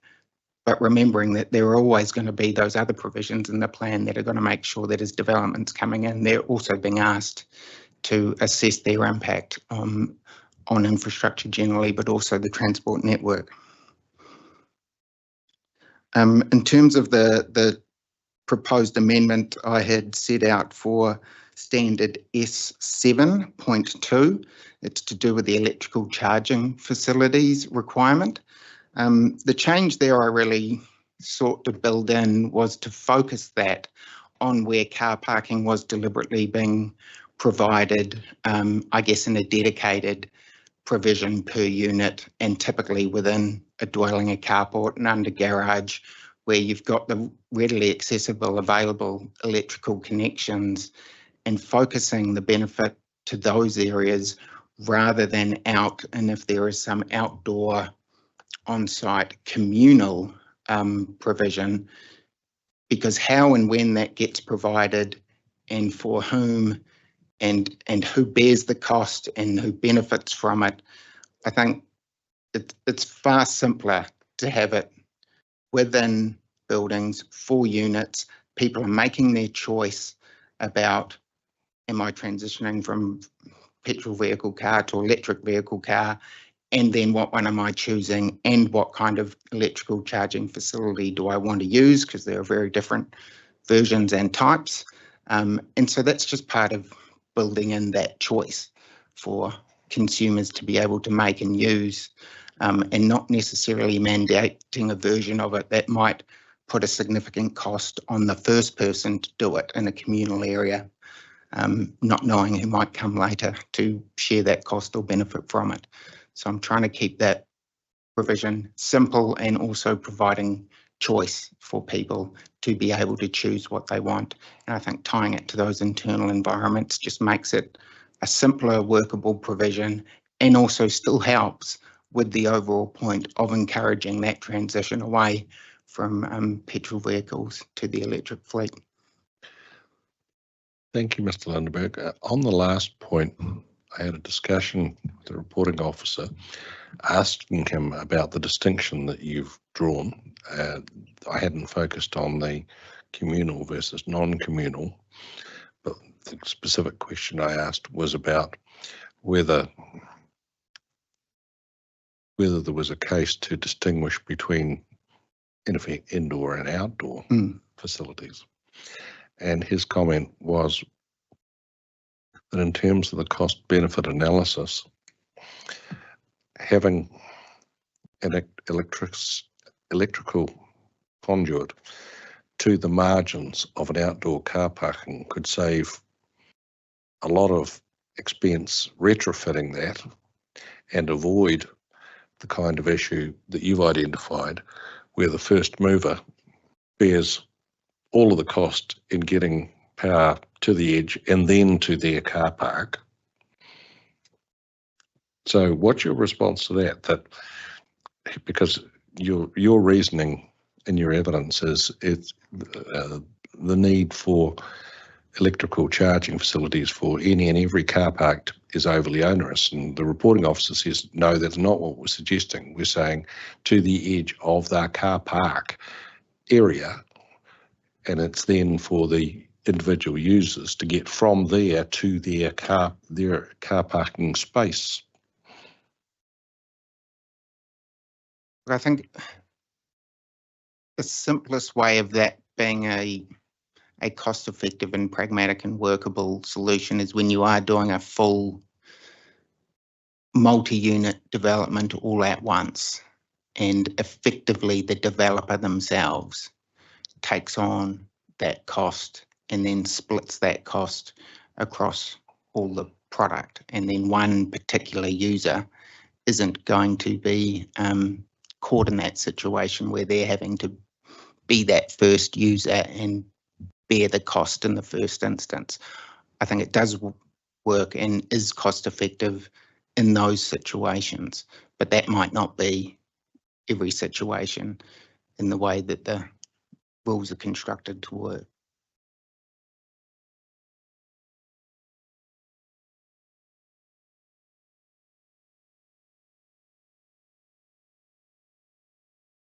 In terms of reverse sensitivity, I'm intrigued. Do you think that a reference to avoiding incompatible use and development is more or less restrictive than a policy of avoiding reverse sensitivity effects? Well, whatever follows the word avoid, I look at any avoid policy as a restrictive version of a policy, whether it's. But. And if avoid is what you're wanting to get, that's okay. But the question is the difference in terminology producing more or less restriction in your view? I think the change in the terminology asks for the consideration and enables a better assessment of the effect at the time that somebody's making the resource consent application. I really struggle to understand how we can assess the reverse sensitivity effect on an activity that's not yet established, and then having to build in a number of assumptions as to whether, once that sensitive activity's approved or created, an occupant in it is then going to make a complaint, and then we're having to make another jump in assumption that that complaint's going to give rise to an infrastructure operation being curtailed. In the vast majority of the plan making processes where I've had this discussion in korero about reverse sensitivity, and it's to do with airport noise, it's to do with noise sensitive activities along state highways and railway corridors. We can find, and we do see, evidence of complaints. We very seldom have seen a lot of evidence ever produced that then goes on to say, and that complaint had a material impact and constraint or curtailment of the operation. So, the avoid language is very directive, and it's telling people what the policy is trying to achieve. That the change I'm trying to make is trying to give us an effect that we can assess at the time an application is made, and look at those effects and focus on those effects at that earlier part of that effect spectrum.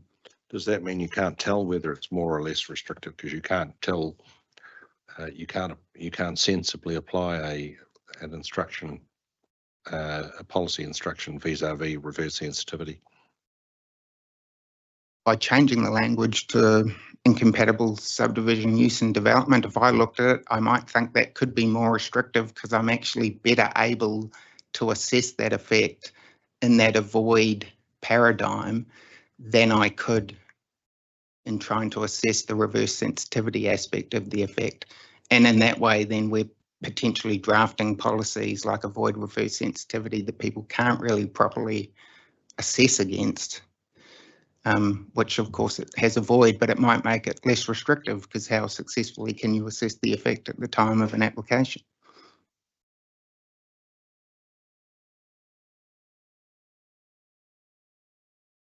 And lastly, in relation to the national grid,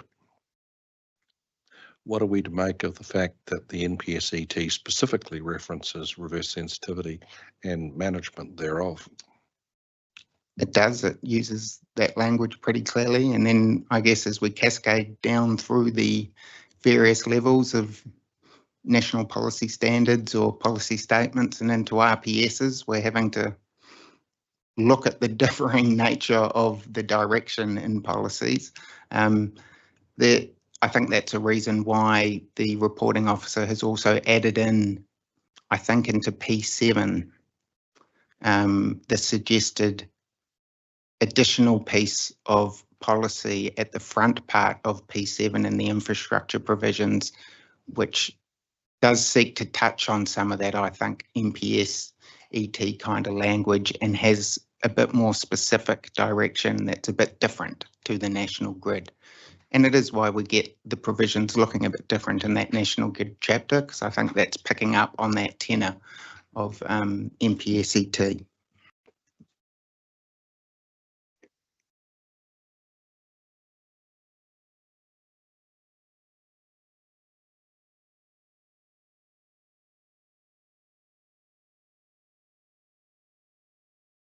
So I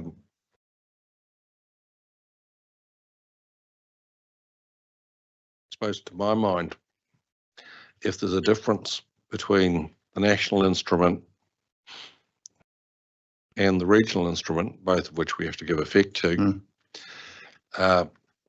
pretty obvious which should determine the issue, shouldn't it be? If we look at it in that simple way, that could be a way of looking at it. As a planner who's thinking about how we actually assessing these at their point of application, I'm trying to think through what's the best, most effective means of assessing actual effects that we can quantify at the point that someone makes the application. And that's why that language I've proposed as my preference. And I think that is part of why the RPS provisions are structured with that specific language.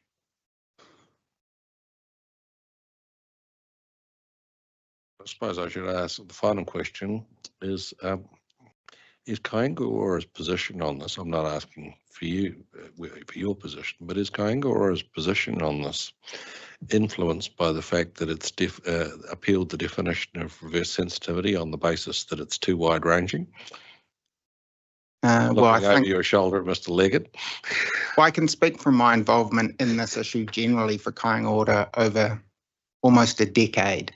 And before Kāinga existed as Housing New Zealand, it's been the same issue that we've had conversations about in many plan making processes over that time, right around the country. I've been involved in many of them.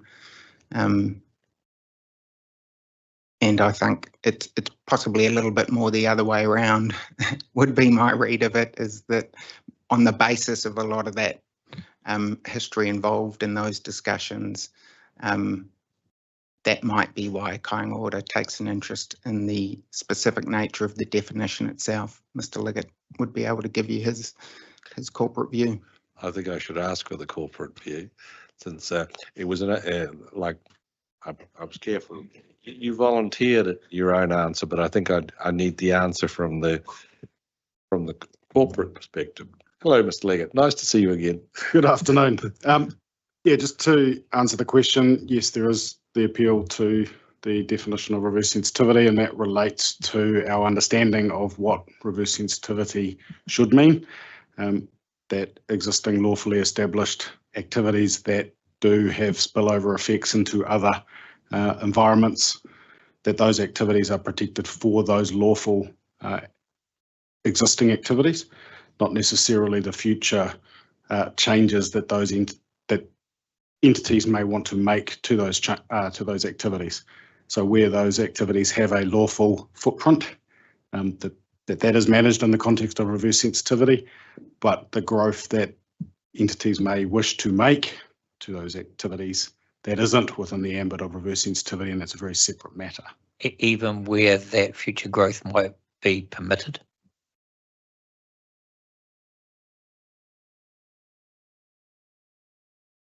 Interesting perspective on that, because then, that becomes part of the lawful environment. Yeah. Okay. Lawful establishment of that activity. Yes. That's helpful. Appreciate the off-the-cuff response. The reality is of course, we're functus officio on the definition, and we have an interest, but it's no more than an interest. Kāinga is, of course, fully entitled to pursue its appeal rights, and no doubt in the fullness of time, the Environment Court will tell us what the correct answer is. Yes. Any questions? Oh, yes, sorry. Just one for Mr. Lindenberg. Thank you for your evidence, Mr. Lindenberg. You heard my question to Ms. Taylor about impediments and whether the consenting requirement would add an impediment to development. I wondered if you have an answer to that also, particularly with regard to the default activity status that would be triggered, and whether that would be enabling in the sense of what the MPS talks about in terms of enabling.